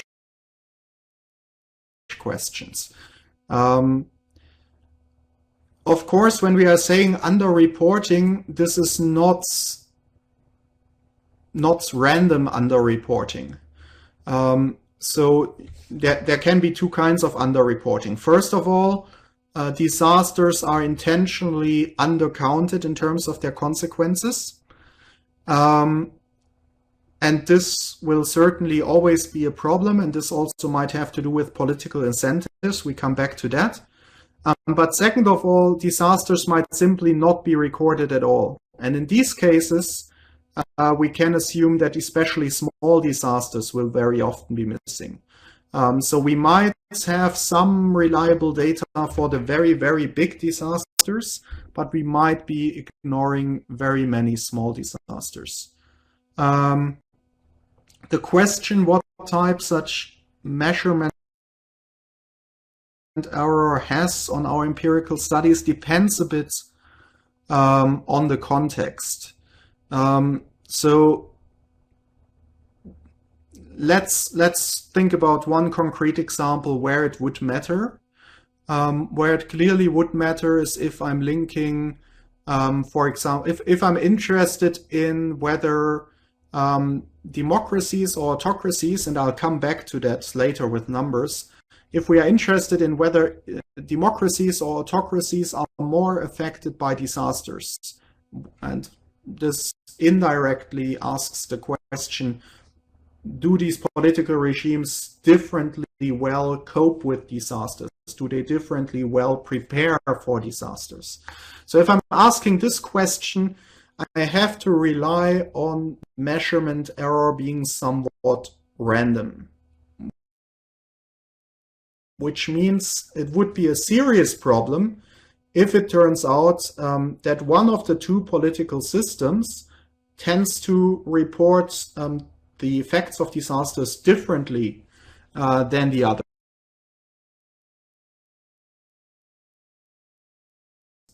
Strong reason to believe. I think it's a general consensus that non-democratic countries more significantly undercount the deaths and the damages from disasters than do democracies. So maybe both political systems, types of political systems, underreport these effects. But the underreporting that seems to be going on in non-democratic countries seems to be much more substantial. And I'll later give you an example of the numbers from China, where you see that extremely visually how a political regime change can affect how many disasters are reported. So in that case, it would matter a lot. For some other questions, it might not matter so much. So if I'm only interested in major natural disasters, and I assume that these are somewhat decently reported on, but still I'm missing some of them, and I want to study the effect of natural disasters on income per capita, for example, then I will simply ignore omit some of the adverse shocks that happen. But the remaining ones, the ones that I do measure, they will still give me some information on the adverse effects of natural disasters. So I think in this example, I wouldn't be too skeptical about the results that I find. But I think comparing democracies and autocracies directly, just without any empirical tricks to get proper identification, is quite unreliable if we buy into this idea that reporting quality is quite different across these political systems. So as always, it depends on the consequences of measurement error depend on how random we think the measurement error is.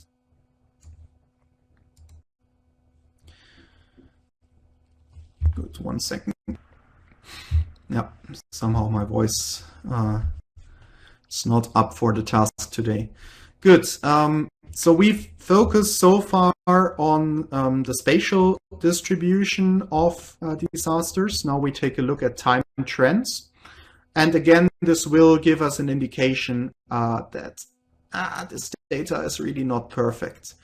So this is a graph. I produced that based on the data set that you have for your exercise. This is the MDAT data produced by CRET. And this is just the number of events, the number of disaster events, natural disaster events, excluding technological. So these are just natural disasters, summarized over time. And as you can see, there are very few disaster events going on between 1900 and 1950, which is not really believable that nothing happened there. So it seems to be the case that there's just very, very poor reporting on these things. No newspaper would have reported if a minor earthquake somewhere in the outskirts killed 10 people. This was not major headlines worthy. Whereas nowadays we have, of course, many regional newspapers and other information sources, websites reporting such things. Okay, so you see quality up to here quite questionable. Then after World War II, you see that there is a continuous increase with some interesting spikes. And then you see that it seems around the 2000s we have reached some kind of, maybe around the 1990s rather, we have reached a level that is somewhat held continuously. So one interpretation of this graph, and this is of course speculation, but one interpretation of this graph could be that from the 1990s on, we seem to capture natural disasters quite well, or at least we haven't improved much on our capacity to measure and report them. So from here on, I think you can certainly trust the data, and here you probably would at some point draw a line at where you would find it to be sufficiently trustworthy. So if you are optimistic, you could go back to 1950. If you're less optimistic, you might start somewhere in the 70s or 80s trusting the data. Now, one additional reason, or there are at least two reasons for the increased number of events that I haven't mentioned. One of them is, of course, population growth. So I already mentioned a couple of times, to kill people, you need to have people. So if you have natural events, but there are no people around to get killed, then they will not be considered disasters. So one reason for an upward trend, certainly not this upward trend in total, but parts of it, might of course be population growth. If the population grows, you will have more disasters because it becomes more likely that if something happens somewhere, 10 people will be killed by that. Population density and urbanization as well is a good question. We don't settle randomly. So again, our settlement patterns are an equilibrium outcome. So on the one hand, we will tend to go for locations to settle and to urbanize where we are more shielded from disasters than otherwise. On the other hand, we already might consider our efforts to invest into protection. So we might even settle in areas that are a bit risky, but then we build dams to protect us from water. Then we settle on high grounds, not to be washed away by a flood. Then we construct particular housing such that it doesn't collapse in an earthquake, etc. But I think overall, the role of population density and urbanization, aside from population growth itself, I think is somewhat unclear. Population density might often go hand in hand with low quality housing in some parts of the world at least. And then, of course, it will add to the risks of disasters. But I don't think this is an automatism. I think it really, you have to add additional assumptions. Yeah, exactly, you're right. So if you add ideas like these, corruption, illicit water extractions, etc., illegal construction. Of course, it makes the whole story a bit more complicated. And I think with these different questions, it's always the question: what is your ceteris paribus? So, which other factors are you holding constant, and which factors do you allow to vary? And depending on that, your answer will look different. But I think for population growth as such, the effects and the theoretically predicted effect should be most clear. More people, more potential candidates for death. Also, if you could say also the likelihoods that countries in a more globalized world will ask for international help. Maybe that has also increased. Maybe we've nowadays got a culture of helping each other out, which might not have existed many decades ago. I don't know. Also, this might, to some extent, add to our accounting of disasters. So population growth is one thing here. And then there is a second thing, why the number of disasters should automatically increase. Aside from reporting and population growth, we have the number of countries in the world that has not been constant over time. And this is something you need to understand about this data set that we are looking at here. The MDAT data set is a data set of disasters occurring in countries. But if a disaster hits more than one country, then it will be counted as a disaster in one country as well as in the other country. So that means automatically if one country falls apart and becomes two countries, and a natural disaster occurs that now affects both of these countries, then you have twice as many natural disasters suddenly concerning this one disaster. So you will count disasters more than once here if they affect more than one country. And so the increasing number of countries over time, so we have first of all decolonization, but we also have the breakup of the Soviet Union, which fell apart into many individual independent states. All of that would have contributed to our measurements of disasters. That does not mean that more natural events occur, but they will be counted as more events.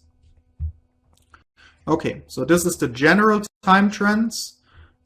Next, we can look at this separately for different kinds of disasters. So here we have on top, these are the hydrological. So this includes our very common floodings.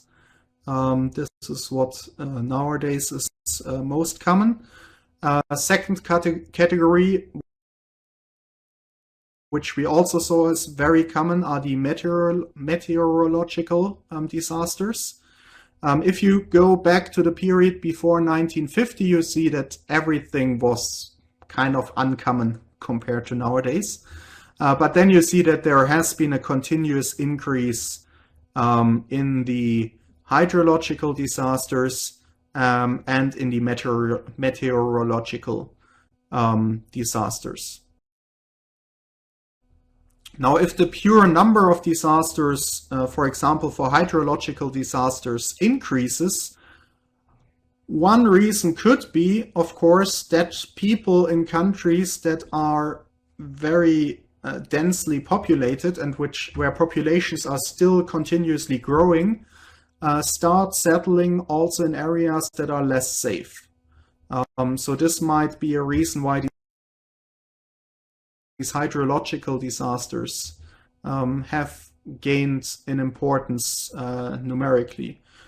So maybe they've also found ways to make settling in these areas, building in these areas safer, so not so many people will be killed, will be harmed seriously if a flooding occurs. But still, the number of floods might also just increase because people are more likely to settle in areas where they could be affected by floods. Either out of need, because space is scarce, or because they think they can manage the risk better, and so they are more trusting in their ability to survive even when settling there. Okay, and then you see that here there are some other categories. Biological is quite interesting. I don't really know why that is the case, but around the 2000s we had a substantial increase here in biological events, and I have honestly no idea what that was. But yeah, maybe something you want to look into when you play around with the data in the Excel sheet. Good. So now, so far, we've only looked at the number of disasters over time, but we've seen before Ebola in West Africa could be. I don't know how lethal that was in numbers and how that would have been counted. I mean, the lethality is not the issue. The question is how it would have been counted, because an Ebola outbreak could be a single event, but you could also have a longer period of time being counted as an outbreak. So if this goes on for a couple of years, it's a question if you count it as a disaster in every year or if you count it as an ongoing disaster over time. Yeah, the previous figure, exactly, these are all numbers of disasters. So here we have number of events, and here we have the number of events for different categories. So all of these are not yet death tolls or anything like it. Yeah, so it could be something like Ebola, but it really depends on how an Ebola outbreak is measured in the data set, and I've not looked into it. Actually, I've just noticed this now looking at it. I didn't notice it when I produced the graph. But I'll definitely look at it myself at some point. Okay, now here we see, as in the graph before, first of all, we should note the time period portrayed in this figure here is different. So here we have 1960 to 2005. So the most problematic years are completely gone. Everything before 1950 is what we don't trust. And also the most recent 15 years are not included here. So what you see here is this continuous increase in the number of disasters that we discussed before. And at the same time, you see that the number of people killed is quite constant. Does that surprise us? Is that surprising that the number of people killed is quite constant? Why would you not expect that? Any ideas?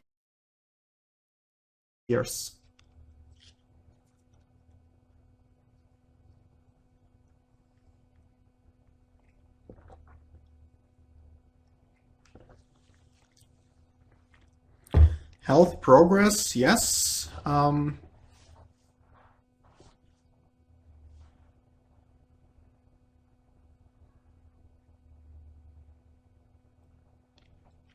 Exactly. So the argument so far mentioned is technological progress, health progress, quality of housing, population growth, learning, yes, which you could combine with technological progress, early warning systems. So first of all, we would expect, if nothing else changes, just with more people on the Earth, we would expect that more people would get killed. So population growth should kind of be tied one-to-one with the number of casualties from disasters, leaving aside that we have to make assumptions where people then are living, if they are there exposed to disasters, if additional people are more likely to be affected or less likely to be affected by disasters, and so on. But with continuously increasing population sizes, we would normally expect that the number of people killed increases. And we've already discussed, we have this problem of undercounting, particularly in earlier years. So our data should have gotten better and better over time. We should have captured more people killed over time. So more people should have been killed per se because of population growth. And we should have measured the number of people killed more successfully, meaning that also for this reason, we should have seen an increase in this curve over time, and maybe a quite substantial. So all the other arguments that you've mentioned are parts of what is offsetting this effect, what is working against this effect, which normally should lead to a dramatic increase in the number of people being killed from natural disasters. Just the fact that there are more people and the fact that we are measuring the casualties more successfully has to be counterbalanced by something else, and that is technological progress. That is our understanding of how to prepare against disasters, how we should build buildings, where we can settle, how we can warn the population against upcoming storms, floods, etc. So all of these things have improved over time, and this has allowed us, in spite of a growing population and in spite of better measurement, that these total numbers being killed were kept constant. So the total numbers killed that were reported reported to be killed are held constant. So this can be seen as quite an achievement, actually. This is not a small thing. This really means great progress in dealing with disasters. And I think there is an estimate of how much higher the number killed could have been. It's in one of these articles. If I correctly remember the number, it was around 30% more if these changes hadn't occurred. So if these changes hadn't occurred, then the number of casualties should have increased by 30%, but it didn't. If there's a reason for the cyclical nature, I don't think that there's any reason for that. I think this is just, I wouldn't really call it a cycle, it's more random variation. It's just at some day or in some year there will be more deaths, and in another year there will be less deaths, and it somewhat varies around the equilibrium. So it's more like weather around the climate. But I wouldn't say it's a cycle in the sense that because this increases, it now has to go back, etc. It's just a mean reversion. It's just the trend reverting to the actual mean. And since this mean doesn't change over time, it just fluctuates constantly around the same mean.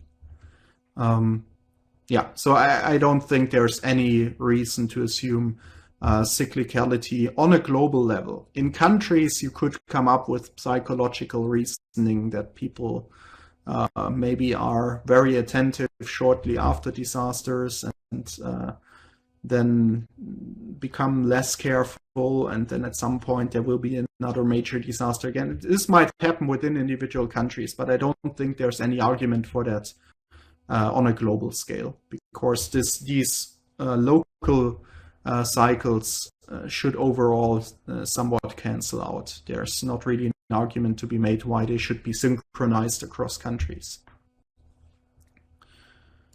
But maybe that wasn't at all the intention of the question. Good. So this for trends. Now an important question that we can address before we are moving into lunch break territory is a question that has already been raised earlier, and that is the question of the reliability of the data that we are working with. And here I'm again referring to this article by Strömberg from 2007. Actually, there are 4 survey articles in the package of literature that I've provided to you. And this is certainly the most important, most influential, most cited, and best survey article there is. Although it's already over 10 years old, I think it was a very good overview of what we knew at that time, and also structuring many of the most important questions, problems that we have regarding disasters. Of course, the literature has evolved since then.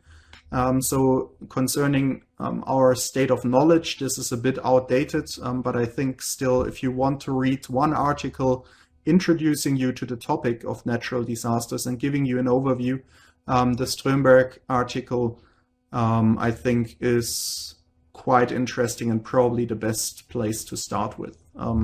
Although some of the arguments, of course, will already be covered by our lecture, the important ones. Okay, so what does he say regarding the reliability of data? I'll just read the quote for you. One general concern is that reporting and misreporting of disasters varies systematically across time, levels of income, and political regimes. So that means we've already seen that reporting has improved over time.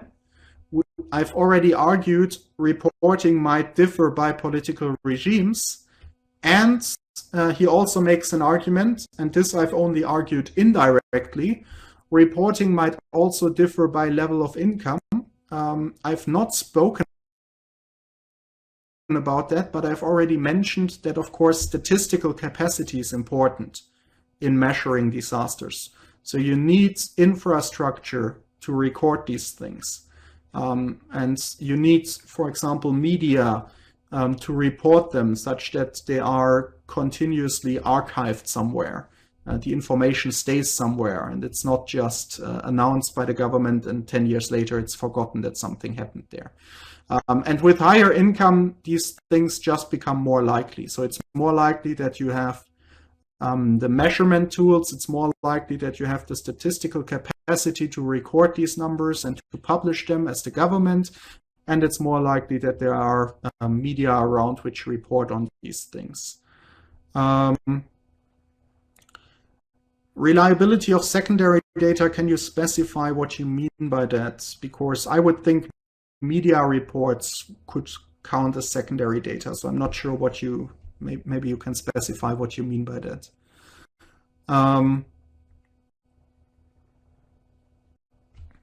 Yeah, so what this means is that we will have underreporting of events in lower income countries, in earlier time periods, and in especially non-democratic regimes, but maybe also there are differences in other regime type dimensions. One can expect that reporting of small disasters is more complete in later years, meaning the other way around, that in earlier years, small disasters were hardly reported at all. And as well in more developed countries. So if you have local newspapers in your country that report on such things, then it's much more likely that a small disaster where 10 people are killed is reported. If you only have 2 or 3 national newspapers, they might not be reporting every single small incident somewhere in the countryside. So over time and with increasing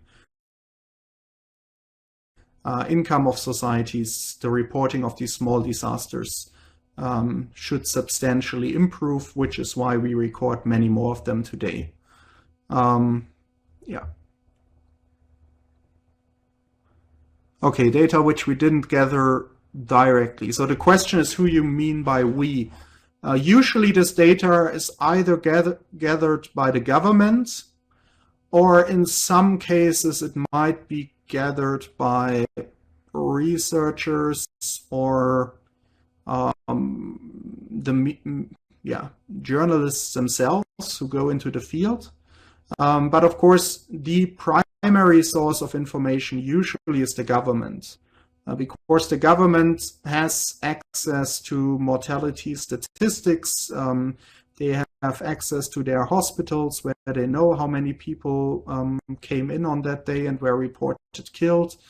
So usually governments, not necessarily the national government, it can be a local layer of the government, but government bodies are in the best position to collect such information in the first place. To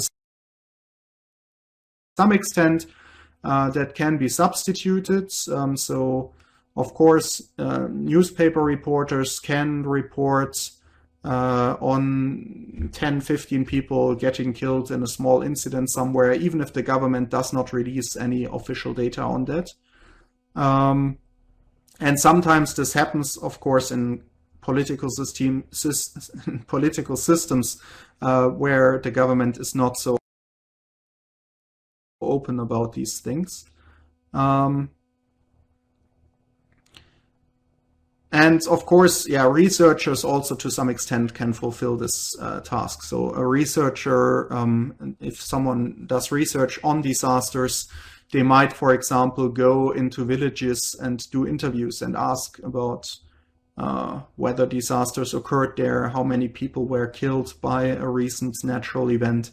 So even in the absence of official mortality statistics, researchers can to some extent close that gap. But I'm pretty sure that you can say easily that the government is the most important source of such statistics.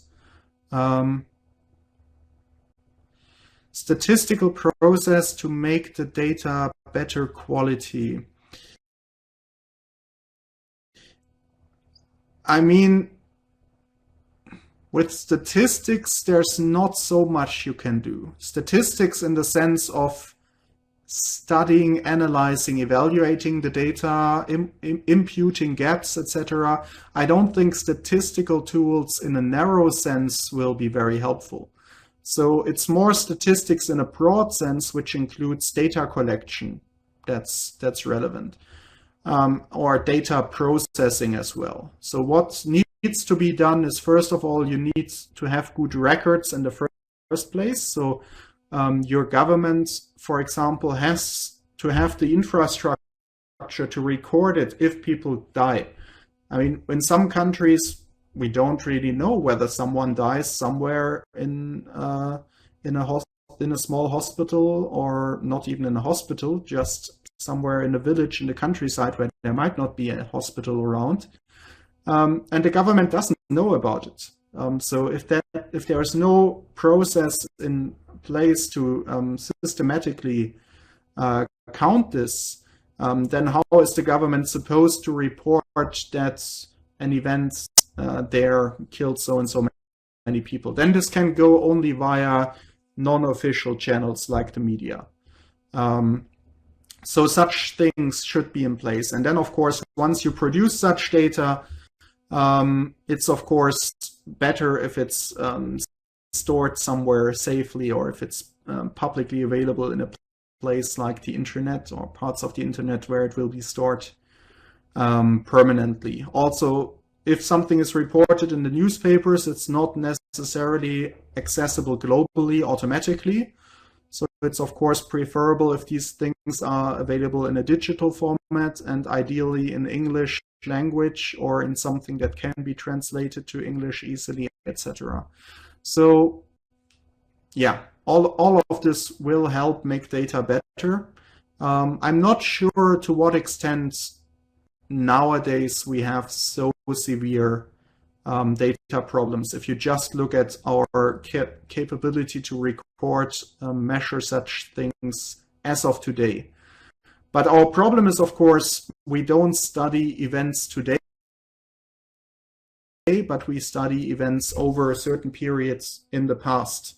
And if data becomes somewhat unreliable before the 2000s, before the 90s, before the 80s, wherever you want to draw the line, then this already narrows our ability to learn from past disasters. So I think our problem with data quality is to some extent a problem of the past, but it's still a problem of our contemporary analysis of data, because the data regarding the past is still the data we want to work with today.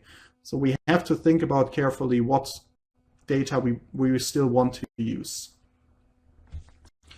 Okay, final sentence here. If anything was left out, or if you have follow-up questions, don't hesitate to ask or write in the chat.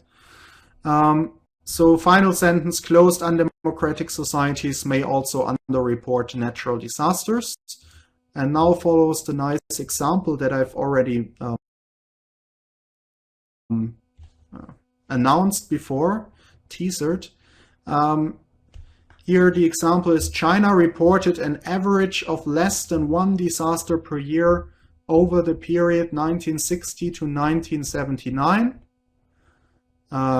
Infamously under Mao Zedong, who is nowadays, at least outside China, known for starving large shares of his population. And now the interesting part is not that it's only less than one disaster per year over this time period.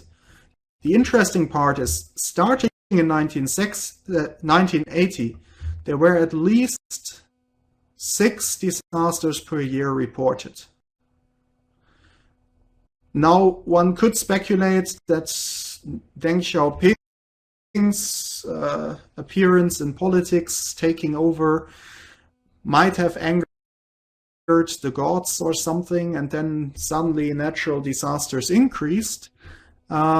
But I think the more likely explanation is simply that this sudden change was due to the fact that under Mao Zedong and Hua Guofeng, I'm not sure how exactly to pronounce that, that under these political leaders there was systematic underreporting. So how else can you explain such an increase? Before it was less than one disaster per year, and suddenly it's in every single year afterwards, it was 6 or more disasters. So this is just a dramatic increase, and this cannot really be explained by anything else than systematic underreporting under these notably more autocratic political leaders. So the nice thing here is that we compare the same country over time. It's It's the same population, the same culture. Of course, the population grew, except during the periods where it was partially starved to death.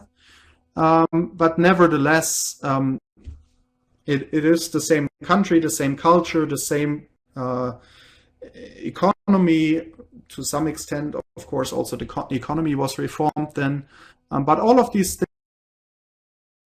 things are constant. The exposure to natural disaster events should not have changed dramatically over time.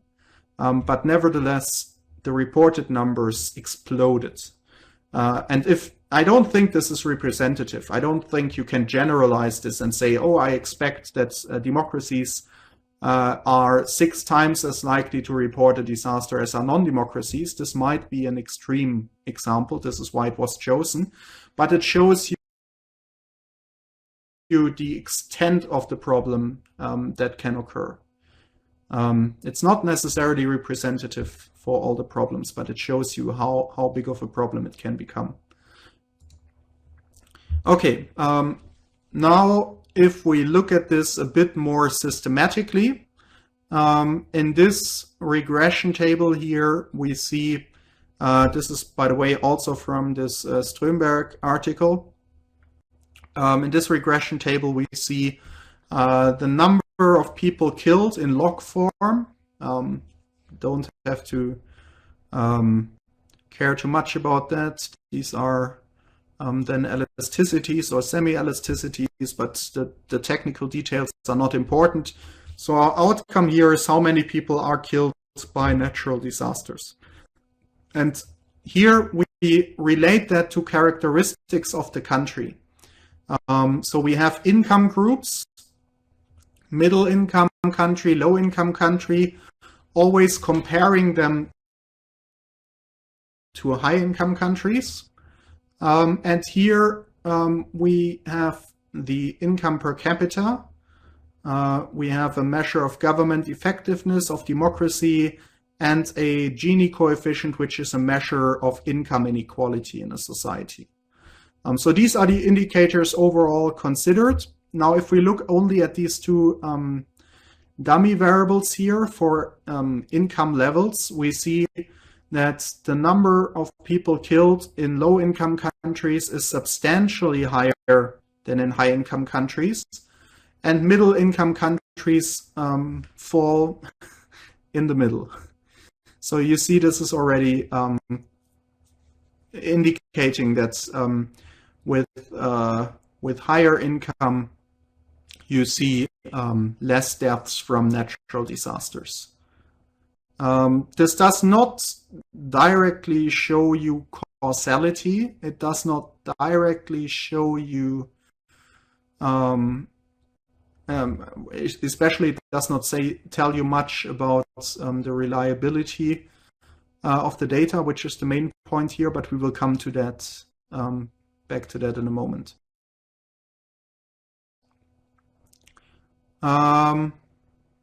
If there's an international organization monitoring such government reports.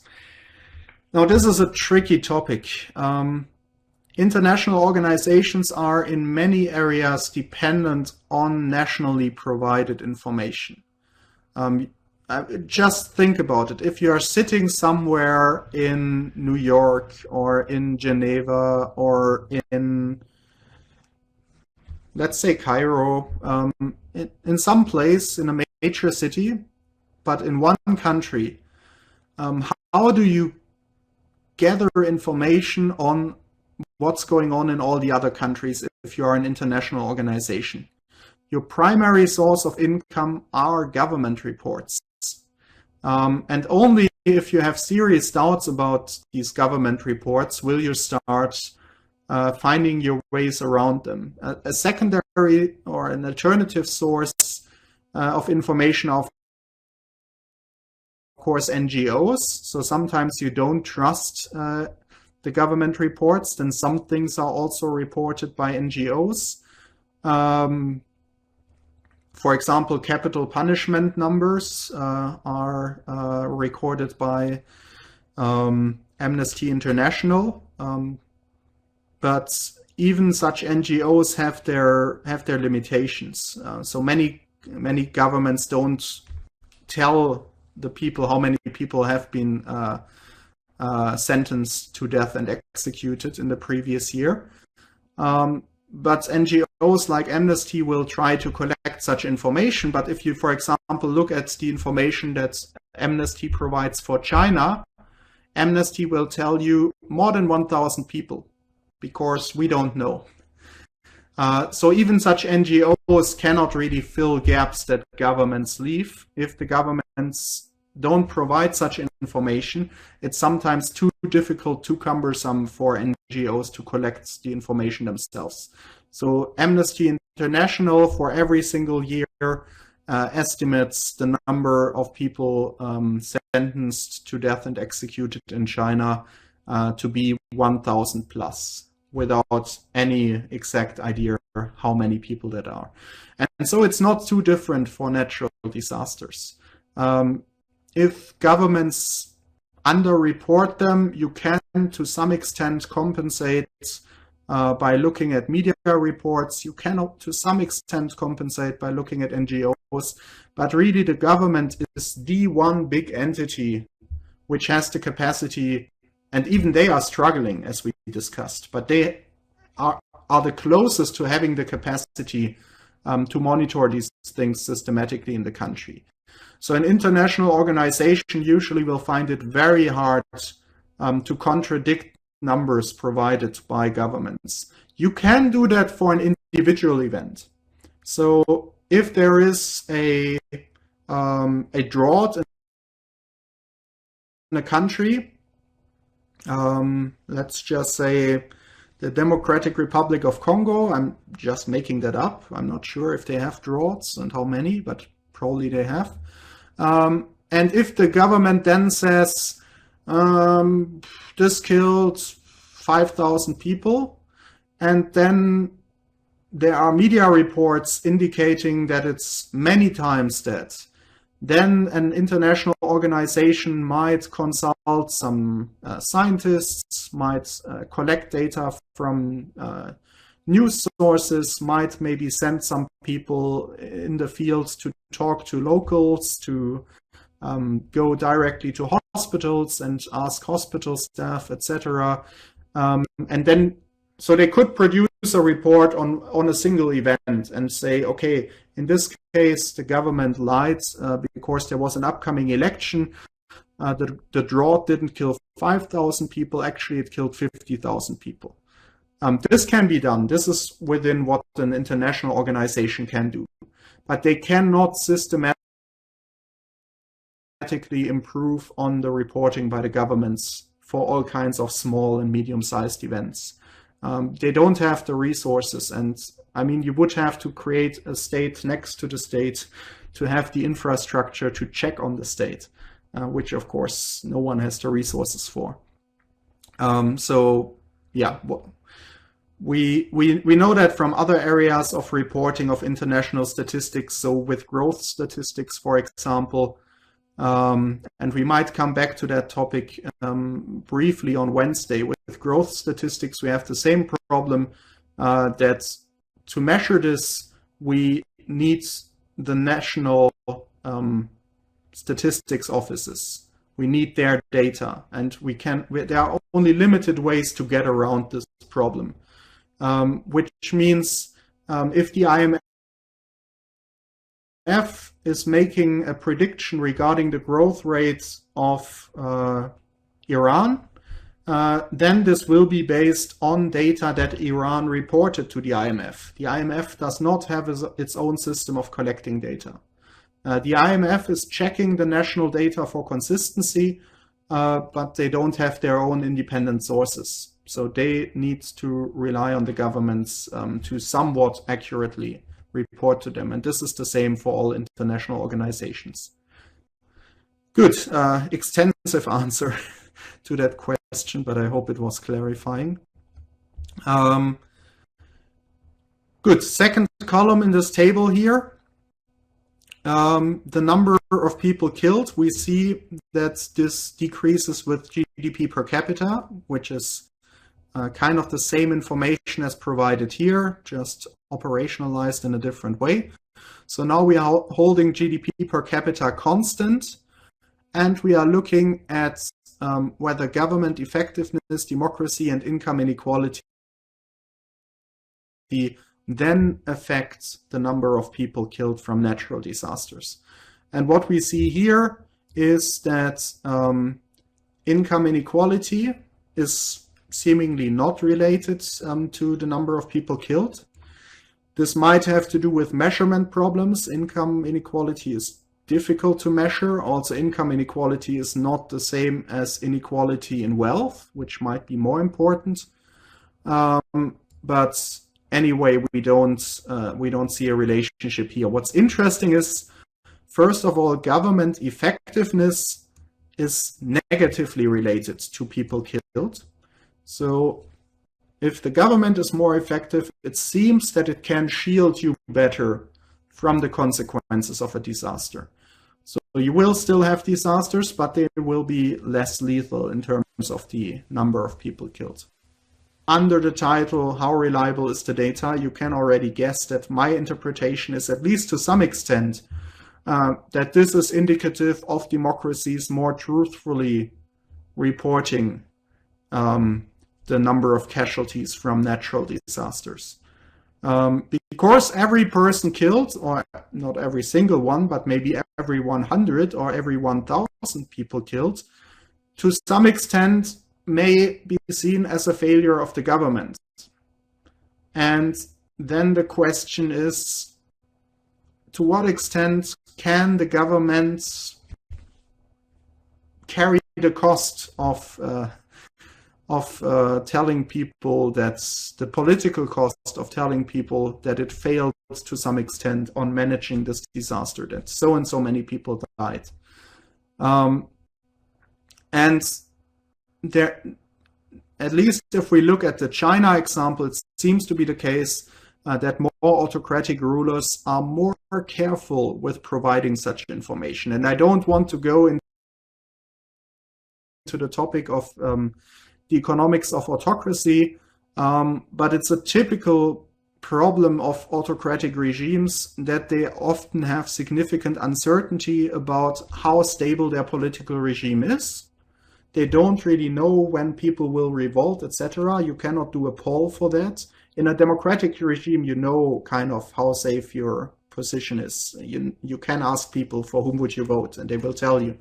In non-democratic regimes, this is more tricky to figure out. And so non-democratic rulers might simply be more risk-averse and might simply decide, let's not give them any reason to be angry, and let's keep this information to ourselves. So yeah, it is interpretation. This is not hard evidence. As I said, it could be democracies are worse, but yeah, this also seems to be the case here. There were some questions. Is there any time lags for the effect of right-hand side variables adjusted for size of population, endogeneity between Gini and people killed? Yeah, I think the endogeneity leads us down the rabbit hole. Let me start one by one. So first of all, you probably cannot read this very well here, but what it says below the table, all regressions include year, continent, and disaster type fixed effects. So we are accounting for what kinds of disasters occur. We are looking here at correlations. So independent of what the goal of the exercise was, we are looking at conditional correlations. And causality is of course to be seen with skepticism. So as you indicated, government effectiveness could be reduced by being affected by disasters, which would mean that we would underestimate the ability of government effectiveness, or would we overestimate? Let me not think. So government effectiveness is associated with less, no, actually we would overestimate the effectiveness or the helpfulness of government effectiveness.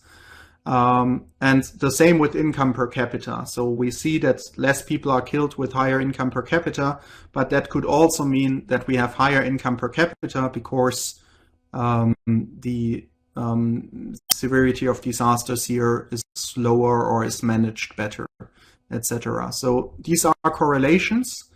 And in that sense, also the Gini coefficient correlation is to be seen with skepticism regarding a causal interpretation. But of course, if you are affected by disasters and if you are more heavily affected by disasters, that can affect in different ways your Gini coefficient. I'm just not 100% sure in which ways I would expect the effect. On the one hand, you could say the Gini coefficient kills primarily the poor, so it might in that sense lead to a more equal income distribution if it kills sufficiently many poor people. On the other hand, the economic toll might also be carried by the poor. So the poor cannot insure themselves against disasters.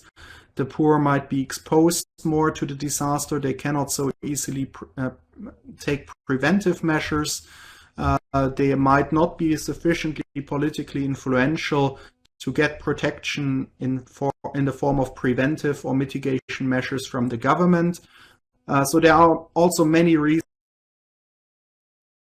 to think that actually the poor will be disadvantaged by disasters, which could mean that disasters lead to more income inequality. So it can go either way.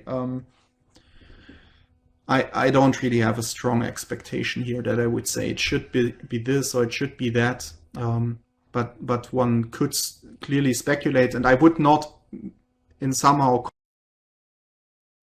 causally interpret that correlation.